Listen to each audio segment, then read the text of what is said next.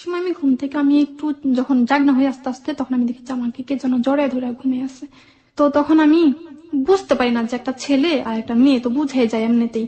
তখন আমি করি কি বুদ্ধি করে চুলে হাত দিই, চুলে হাত দিয়ে বুঝতে পারি যে সুমন ভাইয়া হতে পারে। তখন আমি তাড়াতাড়ি লাইট জ্বালাই, লাইট জ্বালে আমি দেখি যে সুমন ভাইয়া। তখন আমি বলি যে ভাইয়া আপনি এটা কি হচ্ছেটা কি এটা? আপনাকে আমি তো ভাইয়ের মতো জানি আর চিলেচিলি করতেছে দেখা কাঁথা দিয়া আমার মুখে চাপ দিয়া ধরে রাখে। এইবার বল কি করবি? আমি যেটা চাচ্ছি সেটা কি সহজ ভাবে আমাকে দিবি, নাকি তোকে একদম মাইরা ফেলে একদম তোকে মাটির নিচে পুঁতে ফেলবো? আমার সঙ্গে কে রয়েছে আজকে তার জীবনের গল্প নিয়ে আমরা চলুন তার সঙ্গে একটু পরিচিত হই। প্রথমে আপনি আপনার নামটা একটু বলবেন। আমার নাম আখি। আখি, আপনার সম্পর্কে যদি একটু বলতেন যে আপনার বয়সটা কত, আপনি কোথায় জন্মেছেন, এখন ঢাকায় কোথায় থাকেন, একটু জাস্ট ধারণা যদি আমাদেরকে দিতেন। আমার বয়স হচ্ছে 26 বছর। 26 বছর। জি, চাঁদপুর আমার জেলা। চাঁদপুর। আর ঢাকায় বর্তমানে কোথায় আছেন? যাত্রাবাড়ি। ঠিক আছে, আমরা আপনার জীবনের গল্প শুরু করছি। আপনি কোথা থেকে শুরু করবেন? ছোটবেলা আমার বাবা আমাদেরকে ছেড়ে চলে যায়। কেন চলে যায় সেটা আসলে বলতে পারবো না আমি শিওর। কয় ভাই ছিলেন আপনারা? আমরা 2 বোন 1 ভাই ছিলাম। আচ্ছা, বাবা কি করতেন এই সময়টাতে? বাবাকে কখনো দেখিনি। কখনো আপনি দেখেননি? না, আমার 12 বছর বয়সের পরে দেখছি। আচ্ছা ঠিক আছে, তাহলে আমরা শুনি। আমি যখন আমার মাকে সবসময় জিজ্ঞেস করতাম যে মা আমাদের আব্বা কই থাকে, সবসময় বলতে চাই তো আব্বা অনেক ছোটবেলায় রাজশাহী চলে গেছে, ওইখানেই থাকে। তো এটাই জানতাম। আমার বড় বোন ছিল আমাদের সংসারে বড়, আমাদের সংসারের জন্য অনেক কষ্ট করছে, মানে সেই কাজ টাজ করতো, আমাদের সংসারটা ওই চালাইতো। এক সময় বোন যখন বড় হলো আমার মা ওনাকে বিয়ে দিয়ে দেয়। বড় মানে যিনি আপনাদের সংসারটা চালিয়েছে, তাই তো? চালিয়েছে। কি করে সংসার চালাতো? মানুষের বাড়িতে কাজ টাজ করতো মানুষের কোন বাড়িতে কাজ রকমে। করতো। মা কি করতো? মাও কাজ করতো, মানুষের বাড়িতে কাজ করতো। জি। ভাই কজন ছিল বললেন? ভাই একজন। উনি কি একবারে ছোট ছিল? আমার বড়, বাট উনি একটু সহজ সরল টাইপের, উনি কাজকর্ম করতো না? দায়িত্বশীল না। আচ্ছা ঠিক আছে, তারপর? তারপরে আমার মা সবসময় এক বাড়িতে কাজ করতে যাইতো। তো ওই বাড়িতে আমরা খুব ছোট ছিলাম, তো আমরা বাড়িতে বসে হয়তো মানুষ মার বিয়ে করবে, এই জন্য মা আমাদেরকে নিয়ে যেত সাথে করে। যাদের কাজ করতো তারা খুব রাগ করতো, আপনি নিয়ে আসেন কেন, আপনি যদি বাচ্চাদেরকে নিয়ে আসেন তাহলে আপনারা আইসেন না। ঠিক আছে, বাচ্চাদেরকে রেখে আসবো। তো আমি তো এটা চিনতাম যেহেতু আমাদের পাশে ছিল। তো একদিন আমি গেছি খাওয়ার সময়, খাইতে দিল, খাইছি। তো পরের দিন আমি আবার গেছি সে একই সময়। তো ওই দিন উনি একটু রাগ করলো, আড়ালে গিয়ে একটা ধমক দিল। রাগ করে আমি চুপচাপ এক জায়গায় বসে থাকি, ওনার ধমক খেয়ে যাচ্ছে। ঠিক আছে, আমি দুষ্টুমি করবো না, চুপচাপ মায়ের কাছে এক জায়গায় বসে থাকি। মাঝে সময় আবার ওই মহিলা আমাকে কাজের কথা বলতো যে এই কাজটা করে আনতো, ওই কাজটা করে আনতো। তখন আপনার বয়স কত? খুব ছোট ছিলাম। খুবই ছোট, মানে আপনার জানা মতো আপনি খুবই ছোট। জি। একদিন ওনার একজন যা আসছিল, জি। উনি আমাকে বলতেছে যে এই পিচ্চি কিছু ধোয়াপালা দিল যেগুলো একটু ধুয়ে আনতো। তারপর আমি ধুতে গেছি। এখন উনি আমাকে ধোয়াপালা ধুয়ে দেখে খুব পছন্দ হয়েছে। তখন আমাকে মহিলা আগে একটু পটালো, বলে এই পিচ্চি তুই তো এখানে থাইকা বাপ মায়ের কাছে খুব কষ্ট পাচ্ছিস, তার মানে জামা কাপড় ঠিক মতো পাচ্ছিস না, খেতে পাচ্ছিস না, আমার সাথে চলে যাবি। পটানোর পর আমি রাজি হয়ে গেলাম। আচ্ছা ঠিক আছে, বড় লোকের বাসায় থাকবো, ভালো ভালো খাইতে পাবো, জামা কাপড় পাবো। তো মা আমাকে দিতে চাই নাই, যে এত ছোট মেয়ে কাজ করতে পারবে না, দুষ্টুমি করবে। তখন আমি মায়ের সাথে কানাকাটি লাগালাম যে না আমি যাবো। কোথায় ছিল ওনার বাড়ি? হাজীগঞ্জ। হাজীগঞ্জ। হ্যাঁ, দেখা গেল ওইখানে গিয়াও থাকি। তো ওইখানে হয়েছে কি, আমি গ্যাসের চুলার জীবনে কোনোদিন দেখি নাই। আমি ওনাকে ভাবি ডাকতাম। তখন আমি ভাবিকে বলে যে ভাবি এটা কি? বলে এটা গ্যাসের চুলা। তাই আমি বলি এ মা, চুলা তো লাকি দেয় কোন দিক দিয়া? তখন বলে আর বোকা, এটা গ্যাসের চুলের এমনি ম্যাচ দিয়ে আগুন ধরালে এটা ধরে, ফুলের ঝাড়ু দিয়ে ঝাড়ু দিতে দিতেছে। তো আমি বলি এ মা, এটা তো ফুল, এটা তো খেলার জিনিস, এটা দিয়ে আমি ভাইয়া ভাইয়া খেলতেছি, আর আমাকে বকা দিল। তখন আমি খুব ছোট ছিলাম, কাজ করার মতো তেমন কোনো ইয়া হয় নাই। তো এরকম ভাবে ওইখান থেকে আমি বাড়িতে চলে যাই। আর তখন আমি একটু বড় হলাম, তখন মা আমাকে বলে কি বাড়িতে থেকে কি করবি, শুধু শুধু দুষ্টুমি করিস। তো আমাদের বাড়ির আমার এক ফুফু দুঃসম্পর্কে, ফুফুরা ঢাকায় থাকে, ওনারা অনেক বড় লোক। আমার মার কাছ থেকে বললো আমাকে, বললো যে ঠিক আছে আপনার মেয়েটাকে আমাদের কাছে দিয়ে দেন, টুকিটাকি কাজ যা পারে মেয়েটা করবে, আমাদের কাছে থাকবে, বড় হলে আমরা যখন বিয়ে টিয়ে দিব তখন আমরা একটু সাহায্য করব। তখন মা রাজি হয়। তো দেখা গেল কি ওইখানে আপনি গেলেন, আপনার সেই সময় বয়স কত? 7 থেকে 8 বছর। 7 থেকে 8 বছর। তার মানে আপনি সেই সময়টাতে লেখাপড়া করতেন না? না। স্কুলেও যেতেন না? না। সামর্থ্য ছিল না আপনার বাবা মার নাকি? ছিল না। ছিল না। তার মানে মা যতটুকু পরের বাড়িতে কাজ করে আনতো আর বড় বোন যতটুকু কাজ করে আনতো, ওটা দিয়ে আপনাদের পুরো সবার সংসার চলতো। কয়জনের পরিবার ছিলেন আপনারা? আমরা তো 2 বোন 1 ভাই আর আমার মা। তার মানে সব মিলিয়ে 4 জন। এই 2 জন বাসায় কাজ করে করে পুরো সংসারটা চালাতো, আপনারা কেউ পড়াশোনা করতে পারতেন না, এবং আপনাকেও বাধ্য হয়ে আরেকজনের বাড়িতে কাজের মেয়ে হিসেবে যেতে হচ্ছে। গল্পের অনেক বড় একটা প্ল্যাটফর্ম ক্লিয়ার হয়ে গেছে আজকে প্রিয় শ্রোতা। অনুষ্ঠানের শুরুতেই আজকে যে মানুষটির জীবনের গল্প এখানে আমরা তুলে ধরছি, তিনি এই সমাজের লাখ লাখ মানুষের মধ্যে এক বাক্যে এক নামে পরিচিত, যেটা রেডিওতে শুনতে, অন্তত আমার কণ্ঠে শুনতে আপনার খারাপ লাগবে, কিন্তু আপনি বাসা বাড়িতে তাকে এই নামেই চিনে থাকেন। তিনি হচ্ছেন কাজের বুয়া। অনেকেই বুয়া বলে ডাকেন, অনেকে বেটি বলে ডাকে, অনেকেই হয়তো অন্যভাবে ডাকে, ছেড়ি বলে ডাকে, অনেক ধরনের ডাক আছে এদের নিয়ে। কিন্তু যে মানুষটি আজকে এখানে জীবনের গল্প বলতে এসছে, আপনার দৃষ্টিকোণ থেকে সে এইরকম একজন মানুষ। আমরা তাকে তার কর্ম পরিচয় দিয়ে হয়তোবা কাজের বুয়া বলছি, কি তার জীবনের গল্প সেটা আমরা একের পর এক আজকে এখানে আবিষ্কার করব, এবং আশা করছি যারা শুনবেন তাদের অন্তরকে ধাক্কা তো দেবেই দেবে, পুরো সমাজটাকেই অনেকখানি ধাক্কা দেবে। আমরা আপনার কাছে ফিরতে চাই, তবে তার আগে বলতে চাই আমাদের আখিকে যে কোনো সময় দেখার জন্য আপনি চলে আসতে পারেন আমাদের ফেসবুকে। আমরা ওর ছবি দিয়ে দিব। আমাদের ফেসবুকের ঠিকানা facebook.com/hello8920। আমি আবারও বলছি facebook.com/HELLO8920। ওখানে গিয়ে অবশ্যই লাইক দিতে হবে, এবং লাইক দেওয়ার সঙ্গে সঙ্গে আপনি hello 8920 মেম্বার হয়ে যাবেন। ওকে, তারপর যখন ওই বাড়িতে কাজ করতে দিল, তখন দেখা গেছে আমার ফুফু আমার সাথে অনেকটা ইয়া করতো। আপন ফুপু আপন নাকি? না। তো মানে উনি যিনি আপনাকে কাজের জন্য নিয়ে গেল, হ্যাঁ, সম্পর্কে ফুপু হতো? সম্পর্কে ফুফু হতো। আচ্ছা। কাজ করতে পারতাম না তো ঠিক মতো, খুব ছোট ছিলাম। দেখা গেছে কাজের ভুল হইলে আমাকে খুব মারতো ধরে। দেখা গেছে আমাকে চাল বাঁচতে দিচ্ছে, চালে যদি একটু মানে যে কালো চালগুলা থাকতো, একটা চাল থাকলে একটা থাপ্পড় খাইতে দিত। মাঝে মাঝে আবার দেখা যেত খাওয়ায়ও খুব কষ্ট দিত। এরপর হইলো কি, একদিন আমি সারাদিন কাজ করছি, রাতের বেলায় কাজটা শেষ করে ঘুমিয়েছিলাম রান্নাঘরে। এরপরে আমার ফুফু করলো কি, তারা কোন এক সময় উঠছে, উঠা ভাতটা খাইয়া তারা নিজেরা ঘুমিয়ে গেছে। আমাকে আর ডাকেও নাই, খাওয়াও দেয় নাই। তো পরের দিন সকালবেলায় ফুফু করলো কি, ডাক্তারের কাছে চলে গেল। আর আমি তো সারা রাত না খেয়েছিলাম। এরপর সকালবেলা প্রায় বেলা 12টা বাজে গেছে। তখন তো আমার খুব খিদে লাগছে। আমি করছি কি, রুমে গিয়ে ওনাদের বিস্কুটের পটে থেকে চুরি করে একটা বিস্কুট এনে খাইছি। তখন বিস্কুটটা খাওয়া শেষ না হইতে হইতেই ফুফু চলে আসছে। চলে এসে পরে আমাকে দেখলো, কি তোর এত বড় সাহস, চুরি করে খাচ্ছিস, বেয়াদব মেয়ে, মানে খুব বকা টকা দিল। ফুফাতো ভাই ছিল একজন, নামটা আমি বলছি না। সেই ফুফাতো ভাইকে দিয়ে আমাকে এমন মারা মারছে ভাইয়া, ওই যে বেতের ব্যাট যেগুলা, তখন আমার খালি পিঠে পুরা দাগ হয়ে গেছে। তারপরে একদিন ওনার একটা ফুফাতো বোন আসলো, নামটা ওনার বলছি না। আগে আমি ছোটবেলায় তো মানে কোনো হদিস বদিস ছিল না, তো জামা পরলে জামা চেন আটকেতাম না পিছন দিয়া। তারপর উনি আমাকে বলে যে, এই আক্কু, কিরে তুই জামা চেন আটকাস না কেন? আক্কু কি? আচ্ছা, এভাবে বলতো, আখি নাম না বলে বলতো আক্কু।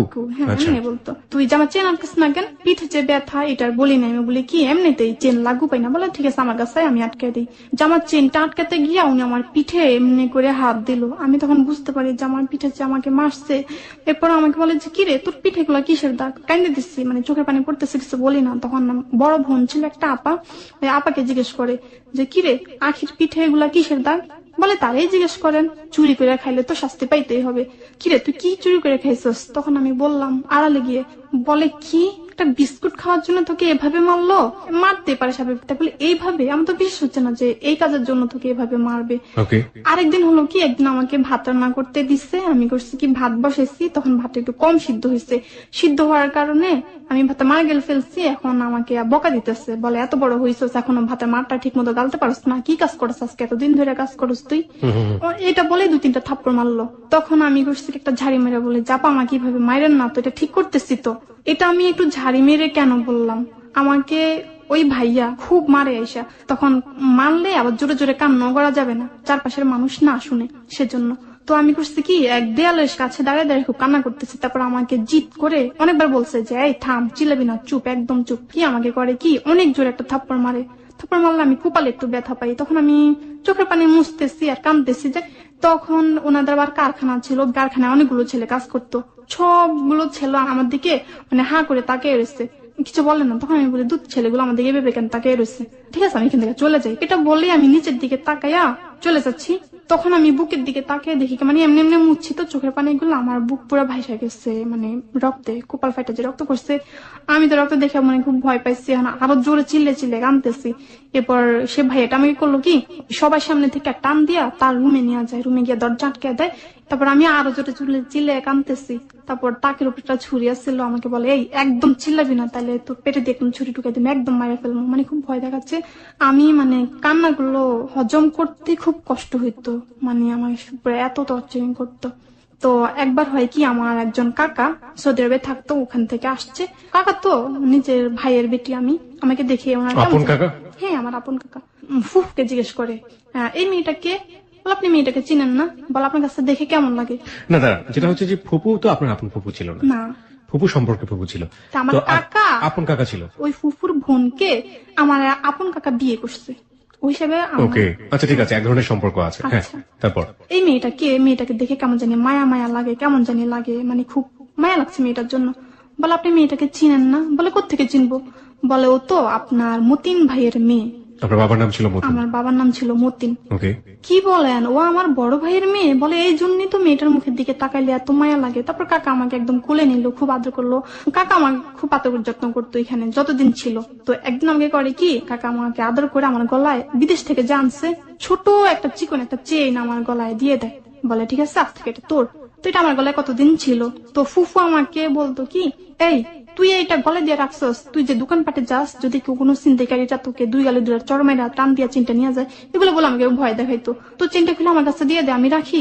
তারপরে বাড়িতে যখন যাবি, গেলে যাওয়ার সময় আমি তোকে এটা দিয়ে দিবো। বাড়ি যাওয়ার প্রসঙ্গ যদি চলে আসলাম, একটু জানতে চাই কতদিন আপনি ওখানে ছিলেন? ওখানে অনেক বছর ছিলাম। ফার্স্ট বাড়ি গেলেন কবে ওখানে আসার পরে? কয় মাস পরে? 2-3 বছর পরে পরে বাড়িতে যেত, ঠিক মতো যাইতো না বাড়িতে। ওইখানে ও তাদের গেলে আপনাকে নিয়ে যেত, এর আগে আপনার যাওয়ার কোনো পারমিশন ছিল না? আপনার মা কবে কবে দেখা করতে যেত, কতদিন পর পর? যাইতো না, মার যাইতো সাথে না? দেখা হইতো না। প্রথম কবে গিয়েছিলেন বাড়ি ওখানে আসার পরে? প্রায় 2 বছর পরে যাওয়া হয়েছে। প্রায় 2 বছর পরে, তার মানে 2 বছরের মধ্যে ঘটনাগুলো ঘটছে যেগুলো আপনি বলছেন। ওকে, শুনি তারপর। ফুফা আমাকে বলতেছে যে চেনটা আমার কাছে খুলে দিয়ে দে, বাড়িতে যাওয়ার সময় নিয়ে যাবি। তারপরে দিয়ে দিলাম। কয়েকদিন পরে ফুফা আমাকে একদিন রুমে ডাক দিয়ে নিয়ে বলে যে, আখি তো তুই যদি আমার কাছে সব সময় থাকস, তুই যখন বড় হবি তখন তোকে বিয়ের সময় আমরা অনেক সাহায্য করব, টাকা টুকা দিব, আর তোকে আমি অনেক স্বর্ণের চেন, তারপর চুরি টুরি এগুলো হাবি চাবি বানিয়ে দিব। ওকে। আর তোর কাকা তোর যে চেনটা দিছে, ওই চেনটা তোর কাকি নিয়ে গেছে। তখন আমি খুব মন খারাপ করি যে স্বর্ণের চেনটা আমাকে কাকা দিল ভালোবেসে, কাকে নিয়ে গেল। তখন আমি বলি আচ্ছা ঠিক আছে। তারপর বলে যে বাড়িতে গেলে তোকে আবার দিবে পরে, এটা বলছে। তারপরে একবার বাড়িতে গেলাম, কি মা আমাকে জিজ্ঞেস করে, আখি তোরে নাকি তোর কাকা একটা চেন দিছিল, চেনটা কই রে?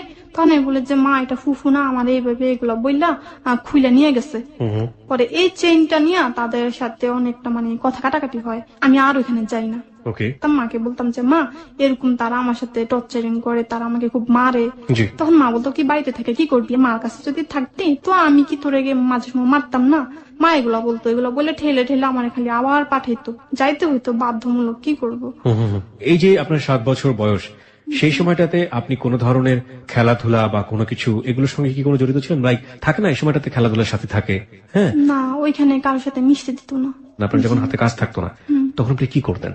অবসর কখনো পাইতে হইতো না, দেখা যাচ্ছে একটু অবসর যখন আপনার একটু পাইতাম, ডেইলি রুটিনটা একটু শুনি। আপনি ঘুম থেকে ওঠার পরে কিভাবে কিভাবে কাজ করতেন, কতক্ষণ কাজ করতেন, তারপরে কখন ঘুমোতে যেতেন, একটু জাস্ট একটু বলবেন?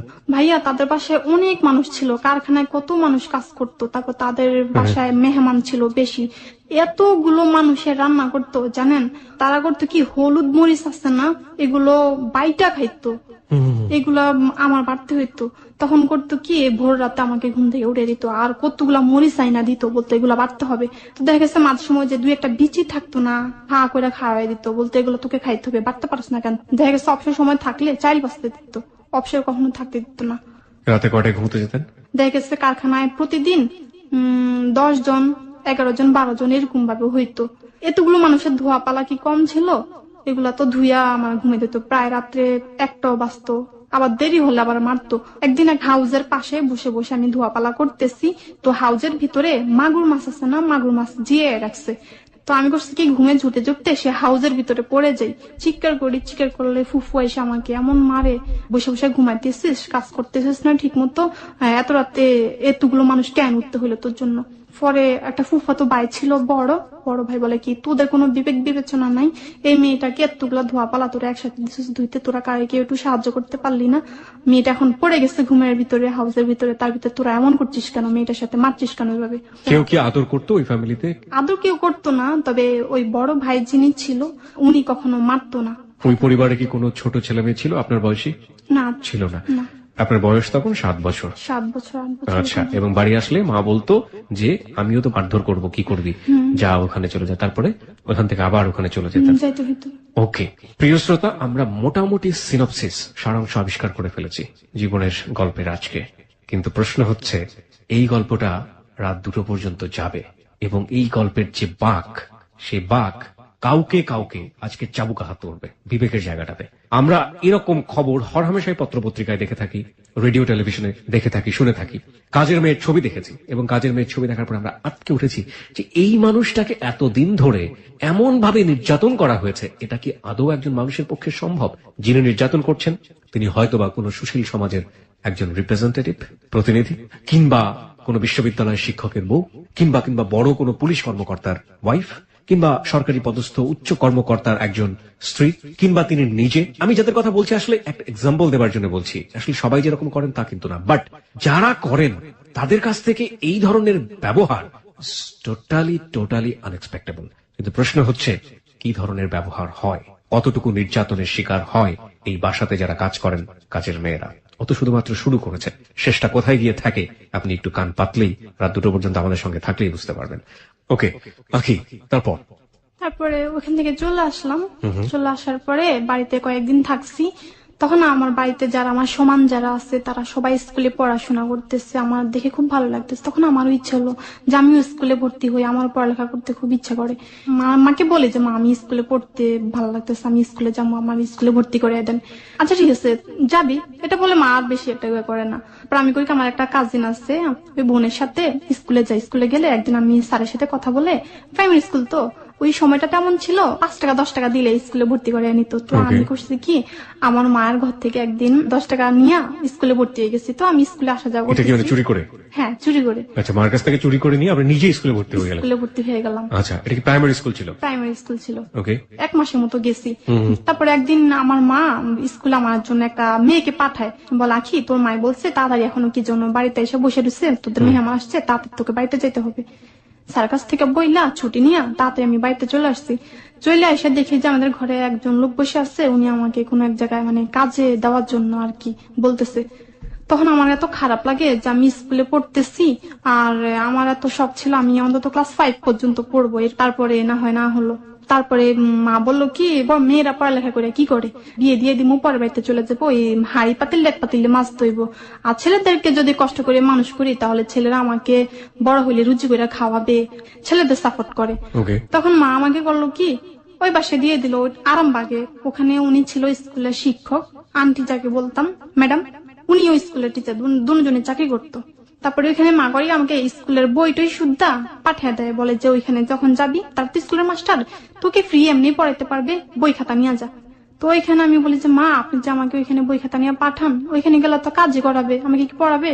বলে তুই যাই দেখো না তারা কত ভালো মানুষ, এটা বলে পাঠায়। তো কিসের আবার পড়ালেখা, কিসের আবার কি, তারা কাজে করতে হয়েছে। তো দেখা গেছে তাদের বাসাটা এমন ছিল, আন্টি চলে যেত সকাল 8টায়, আর মামা যাকে বলতাম সে হচ্ছে যাইতো বেলা 12টায়। ভাইয়া সুদ্ধা ওনার ছেলে ছিল, বড় ছেলে। তো ওনাদের ছোট একটা ছেলে ছিল, উনি ক্লাস 1-এ মনে হয় পড়তো, ওর নাম ছিল ফাহিম। তো আগে দেখা যেত কি মামা যাইতো স্কুলে আনতে ফাহিমকে, পরে এখন টোটালি উনি যায় না, উনি বাসে থাকে, আর ওনার ছেলেকে পাঠায় স্কুলে ফাহিমকে আনতে যাইতে। তো এরপরে হলো কি উনি সবসময় আমাকে মানে লোভ দেখাইতো কেমন, যেমন আমি আমার ফুফুর বাসায় যে আমাকে এভাবে টর্চারিং করতো, আমি একদিন ওনাকে বললাম সে আন্টিকে যে আন্টি আমি যখন আমার ফুফুর বাসায় কাজ করি ফুফু আমাকে এমন এমন কষ্ট হইতো। বলার পরে উনি এত মানে পুরো চোখের পানি চলে আসে, আর আমাকে জড়ায় ধরে বলে যে ঠিক আছে তোকে এত কষ্ট হইতো, আচ্ছা ঠিক আছে তুই আমার কাছে থাকিস, আমি তোকে বড় হইলে পুরো খরচ দিয়ে বিয়ে দিয়ে দেবো। আমার মেয়ের খুব শখ ছিল, আমার কোনো মেয়ে হয় না, আমার 2টা ছেলে, তুই আমার কাছে ছোটবেলা থেকেই বড় পর্যন্ত থেকে যা। খুব আদর করলো উনি, আমিও রাজি হয়ে যে ঠিক আছে থাকবো। তো এই কথাগুলো তো ওনার হাজবেন্ডের সামনেই বলতো। তো মামা করতো কি আমাকে এই কথাগুলো আবার রিপ্লাই করে বলতো যে তোর খালাম্মা তোকে বলছে না আমাদের এখানে থাকলে অনেক আদর করবো, তোকে বিয়ের সময় সাহায্য করব, এগুলা বলতো। বললে আর একদিন আমাকে এত একটা খারাপ কথা বলে ভাইয়া, মানে কি বলবো, খুব একটা বাজে কথা বলে। মামা দেখা গেছে আমি কাপড় ধুইতেছি, উনি ফট করে বাথরুমে ঢুকে যায়, ঢুকে গিয়ে মানে আমার দিকে কেমন ভাবে জানি তাকিয়ে থাকে। তখন আমি বলি মামা কি কিছু বলবেন, কিছু ধুইতে হবে? বলে তোকে একটা কথা বলার ছিল, আমার কাছে একটু আয় কথা শুন। তখন আমি বলি যে আচ্ছা ঠিক আছে। গেলাম, যাওয়ার পর দেখলাম কি উনি মানে আমার সাথে একটা আচরণ করলো, আচরণটা আমার পছন্দ হলো না। তখন আমি মানে খুব ভয় পাই, খুব একটা খারাপ আচরণ করলো। তো দেখা গেল কি এভাবেই শুনি সবসময় আমার সাথে এরকম করতে যেত। তো খারাপ আচরণ বলতে আপনি কি বোঝাচ্ছেন যে এমন ধরনের আচরণ যেটা আলটিমেটলি আপনার জন্য বলাটা খুব মুশকিল? মুশকিল হচ্ছে। প্রিয় শ্রোতা, আপনারা বুঝে নেবেন ওর জায়গাটা থেকে ওকে যেভাবে আমরা এক্সপ্রেস করতে দিচ্ছি সেটা সবাই। মামার বয়সটা কত ছিল সেই মুহূর্তে? মামার বয়স অনেক ছিল। মানে যে মামার বাসায় আপনি কাজ করছেন সেই মামাই আপনার সাথে এই ধরনের আচরণ করলো। আপনাকে ডেকে নিয়ে কি ধরনের কথা বলেছিল? যে তোকে আমরা সুন্দর সুন্দর জামা কিনে দিব, তোকে চুরি করে না কিনে দিব আমাদের এখানে থাকলে, মানে এগুলো বলে আমাকে শুধু লোভ দেখাতো, মানে কিনে দিব। এবং সেটার জন্য উনি আপনার সাথে অবৈধ কোনো ধরনের কাজ করতে চাইতো, তাই তো? করতে চাইতো। সেদিনের সেই ঘটনা, তারপরে আপনি কি বলছিলেন বলুন। তারপর এভাবে করতো প্রায় সময়। আমি নিজেকে করতাম কি ভাইয়া সেফ রাখতে চাইতাম। সেফ রাখতাম কিভাবে, বড় ভাইয়া যখন স্কুলে চলে যেত তার আগে টেবিলে সব খাওয়া টাওয়া দিয়ে দিতাম, মানে যাতে আমাকে কোন রকমের না ডাকতে হয়, ঠিক আছে। এভাবে সব কাজ বাইরে রেখে আমি করতাম কি, ভাইয়া যখন চলে যেত স্কুলে ফাহিমকে আনার জন্য, তখন আমি ফট করে বাথরুমের ভিতরে ঢুকে যেতাম কাপড় চোপড় ধোয়ার জন্য, যেতাম উনি আমাকে না ডাকে। তো একদিন উনি করলো কি, বাহিরে গিয়ে উনি নিচে কলিং বেল দিচ্ছে, কলিং বেল দিয়া দরজা আবার আটকাইয়া আমার বাথরুমের দরজার সামনে এসে বলে কি, এই পিচ্ছি দরজাটা খোল না, দেখ না কে আসছে। তখন আমি দরজাটা খুলে দেখেছি বাসায় কেউ না, উনি। তখন উনি বলে তুই অনেক চালাক হয়ে গেছিস না বাবা, এত ছোট মেয়ের এত জ্ঞান মাথায়, ভালোই তো নিজেকে সেভ রাখতে পারস। তো এরকম উনি প্রায় সময় খারাপ আচরণ করতে চাইতো। দেখা গেছে আমি ছোট ছিলাম বলতে তেমন কিছু হইতো না, তবে মানে মাঝে সময় মানে জড়াইয়া ধরতো, গায়ে হাত দিত। শরীরের যেসব জায়গাগুলোতে হাত দেওয়াটা অনুচিত সেই সব জায়গাগুলোতে সে হাত দিত, তাই তো? এবং ছোট বলে আপনি যেটা বলছেন আমরা বুঝতে পেরেছি। প্রিয় শ্রোতা, আপনারা নিজেরা অনেক জ্ঞানী। আমরা যে বারবারই চাইল্ড সেক্সুয়াল অ্যাবিউজ বলে যে ব্যাপার শব্দটা আমরা এখানে ব্যবহার করি, এবং সেটা নিজের ঘরের কাজের মেয়ে থেকে শুরু করে এটার ব্যাপ্তি শিশুদের উপরে কত মারাত্মক এবং কারা এই ধরনের আচরণগুলো করেন, যারা শুনছেন তারা অনেক বেশি সচেতন হবেন আজকের এই জীবনের গল্প থেকে।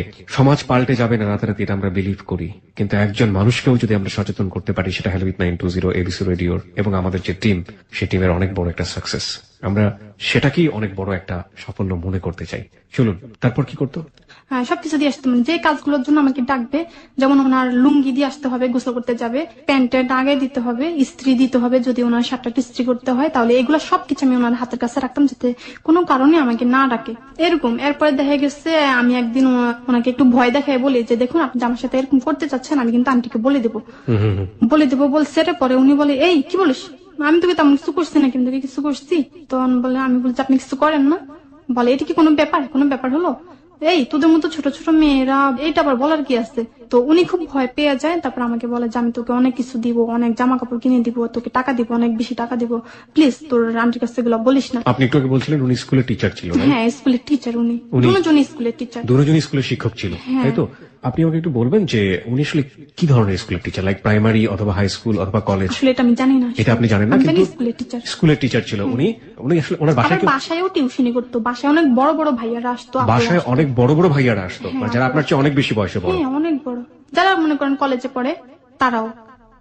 যেটা বললাম না যে চপেট আঘাতটা আসলে কোন দিক থেকে আসে সেটা খুব বলা মুশকিল। একজন শিক্ষকের আচরণ দেখুন। ওকে, তারপর?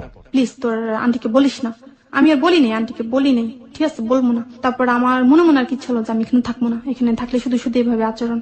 আপনি অন্য কাউকে বলতেন? লাইক আন্টিকে বলতে পারছেন না, মাকে বললেন বা অন্য কাউকে বললেন, পরিবারের অন্য কোনো সদস্য? পরে বলছি, ওই সময়টাতে আপনি কাউকে পেতেন না? বলতে পারে, বলার কেউ ছিল না তো। আচ্ছা। তারপরে একদিন আমাদের বাড়ির পাশে, মানে যে দাদু আমাকে ওই বাসায় কাজে দিল, ওনার ছেলে একদিন ওই বাসায় গেছে বেড়াইতে, ওনাকেও মামা বলি। তো মামা বাসায় গেছে বেড়াইতে, তখন আমি ওই আন্টিকে বলি, তখন ওই যে মানে জ্যৈষ্ঠ মাসে না জানি কি মাসে যে ছুটি দেয় না, যে আম কাঁঠাল পাকে যখন, মানে তো ওই সময় একটা ছুটি হয় না স্কুলে, তো ওই ছুটির সময় আর কি ওনারা যাবে বাড়িতে। তখন তার আগে ওই মামা গেছে, তখন আমি আন্টিকে বলি যে আন্টি আমি একটু বাড়িতে যাই, আপনার তো কয়েকদিন পরে যাবেন, তো আপনাদের সাথে আমি চলে আসবো, আমি একটু মামার সাথে যাই। বলে কি বলিস তুই, আন্টি তো খুব ভালো ছিল। বলে না তুই মেয়ে মানুষ, তোকে আমি এইভাবে চাইতে দেবো না। তখন আমি বলি আন্টি কি হবে, মামা তো মামাই, ওনার সাথে গেলে কিছু হবে না। মনে আর কি বলে যে আপনার বাসায় তো আমি এত বেশি হচ্ছি। তারপর উনি আমাকে যাইতে দেয় না। তারপর একসময় অনেক কান্নাকাটি করে যে না আমি যাবোই, আমি এখানে থাকবো না, কান্নাকাটি করছি। পরে দিচ্ছে, গেলাম। পরে আমি আমার মাকে বললাম যে, তখন মা আসলে কোনো মাই চায় না যে তার মেয়ে এভাবে হোক। তখন মা আমাকে বলে তুই কি বলিস, তুই মিথ্যে বলছিস। আমি বলি মা বিশ্বাস করেন আমি মিথ্যে বলি না। তখন মা বলে আচ্ছা ঠিক আছে, তাহলে তুই এখানে যাবি না? আমি বলি না আমি যেতে চাই না, ভালো লাগে না, ওখানে আমি কাজ করবো না। তখন মা করলো কি, যে মহিলা আমাকে বাসায় কাজে দিচ্ছে ওই মহিলার কাছে আমাকে আমার মা নিয়ে গেছে। নিয়ে যাবার পরে মা বলে যে আম্মা আপনি দেখেন তো, আপনি আমার মেয়েটাকে যে বাসায় কাজে দিচ্ছেন দেখেন তো ওই বাসার লোক আপনার কি হয়, উনি দেখেন কি সব আচরণ করছে আমার মেয়েটার সাথে। ওই দাদু আমাকে আর কি আড়ালে নিয়ে জিজ্ঞেস করে যে এই মেয়ে, তোর সাথে আমার ভাই কি কাজ করতো? ওনার আবার ভাই হয় উনি। তারপর আমি বলি যে দাদু আপনার ভাই তো আমার সাথে এসব আচরণ করতো, উনি আমাকে মানে উল্টা পাল্টা বকা দিল। এই মেয়ে তুই কি বলিস? আমার ভাই যে ভালো, আমার ভাই কখনো এসব কাজ করতেই পারে না, বাসা বাড়িতে কাজ করতে ভালো লাগে না, বাড়িতে থাইকা পান্ডাগুলি মারবি আর খাবি, সেইটা বল। শুধু সে আমার ভাইয়ের নামে এত মানে অপবাদ দিচ্ছিস কেন? বেয়াদব মেয়ে, মানে বকা টকা দিতেছে উল্টা পাল্টা। তখন আমি বলি দেখুন বিশ্বাস করুন আমি মিথ্যে বলছি না, সত্যি বলছি, আপনার ভাই আমার সাথে সব আচরণ করে। তো আমি বলি দেখুন আমাদের তো কাজ করেই খাইতে হবে, আমরা যেখানেই হোক কাজ তো করতেই হবে। তো আমি মিথ্যে বলে কি হবে? উনি আমাকে বলে যে যা যা এখন যা, যত সব ফকিন্নির দলেরা এমনই মিথ্যা বলে। এটা বলে বকা টকা দিয়ে আমাকে বের করে দেয়। তারপর আমার মাকে বলে যে দেখুন আপনার মেয়ে হয়তো বাসা যাওয়ার ভয়ে, কাজ করার ভয়ে আপনাকে মিথ্যে বলছে, আমার ভাই কখনো এমন হতে পারে না, আর আপনার মেয়ের কোন দেখতে রূপ বাইয়া পড়ে, আপনার মেয়ে তো তেমন কিছু না, আর আমার ভাইয়ের বউ কত সুন্দর, আপনার মেয়ের দিকে এমনি বুঝি চোখ বাড়াবে, যত সব বাজারের কথা। এগুলো বলে আমার মাকে পটায়। তখন মাও আমাকে একই কথা বলে যে হ্যাঁ ওই তুই মিথ্যে বলছিস। খুব দুঃখ লাগে যে মাও আমাকে বিশ্বাস করলো না, ওই মহিলার যেটা বললো সেটাই বিশ্বাস করলো। তো খারাপ যখন লাগে এরপর আমি বলি যে দেখুন মা আমাকে অন্য কোনো বাসায় কাজে দেন, তবু আমি এই বাসায় কাজ করবো না, বিশ্বাস করেন আমি এই বাসায় কাজ করতে আমার ভালো লাগে না, আমার এইসব আমি চাই না, সুন্দর সুন্দর জামাও চাই না, গয়নাগাটিও চাই না, টাকা পয়সাও চাই না, আমাকে ভালো কোনো একটা বাসায় কাজ করতে দেন। মাকে এসব বললে মা আচ্ছা ঠিক আছে যাবি না যখন যাইস না, কয়েক মাস বাড়িতে থাকি। থাকার পর আমি করলাম কি, আবারও আমার পড়ালেখার প্রতি একটা ইচ্ছা ছিল ভাইয়া, যে আমি পড়ালেখা করবো, আমি একটু বড় হব, বড় হয়ে আমি খুব একটা বড় হওয়ার শখ ছিল, যে আমার ছোট ভাই বোন যারা স্কুলে আসা যাওয়া করতো তাদেরকে দেখে আমার খুব মানে যেটা বলে হিংসা হইতো, যে আমারও তো পড়ালেখা করতে ইচ্ছা করে, আমার তো বড় হইতে ইচ্ছা করে, তারা পড়ালেখা করার জন্য কত চেষ্টা করে কিন্তু আমার মা আমাকে পড়ালেখা করার সুযোগ দিচ্ছে না। এটার জন্য আমার খুব দুঃখ হইতো মায়ের উপর। তারপরে হচ্ছে কি ব্রাক স্কুল আছে না, ব্রাক স্কুলে ভর্তি হয়ে যাই। আপনি শিক্ষকের বাসা থেকে ফাইনালি চলে আসলেন ওখান থেকে, তাই তো? মানে এরপরে আপনি আর কাজ করেননি, এসে ব্র্যাকেট স্কুলে ভর্তি। কোন শ্রেণীতে ভর্তি হলেন? ক্লাস 3-তে। ক্লাস 3-তে ভর্তি হলেন, ওকে। তারপর যেহেতু আমি আগে ওই যে বললাম আমার একটা মেধা ছিল কি ভাইয়া, ওই যে বাসায় যখন কাজ করতাম, যখন ছোট ছোট বাচ্চারা যখন পড়তো তখন আমি শুনে শুনে শিখে ফেললাম। তারপরে আমি তো অক্ষর চিনি না, তখন আমি করলাম কি চুরি চুরি করে বই নিয়ে যেতাম, বই নিয়ে আমি রাত্রেবেলা চুরি করে করে পড়তাম, মানে অক্ষরগুলো চিনা আর কি আমার, তো অনেক কিছু পারি। তো আমি ক্লাস 3-তে ভর্তি হয়ে গেলাম। ওইখান থেকেও একই অবস্থা, তাও এখান থেকে আইনা মা আমাকে বাসায় কাজ করতে দিয়ে দেয়, তখন আমার খুব কষ্ট লাগে মায়ের প্রতি। আবার এটাই হচ্ছে কি আমার ভাইকে খুব পড়ালেখা করানোর জন্য খুব আগ্রহ, ভাই কিন্তু যে যারে বলে ভাদাইমা টাইপের পড়ালেখা করতে চাইতো না, কিন্তু আমি পড়ালেখা করতে চাচ্ছি, আমাকে পড়ালেখা করার সুযোগ দিচ্ছে না, অথচ ভাইয়ের পিছনে প্রচুর শ্রম দিতেছে। এটা আমার কাছে খুব মানে হিংসা লাগতো। যাই হোক ওইখান থেকে চলে আসার পরে মা আমাকে আর মিরপুরে আমাকে কাজে দিল।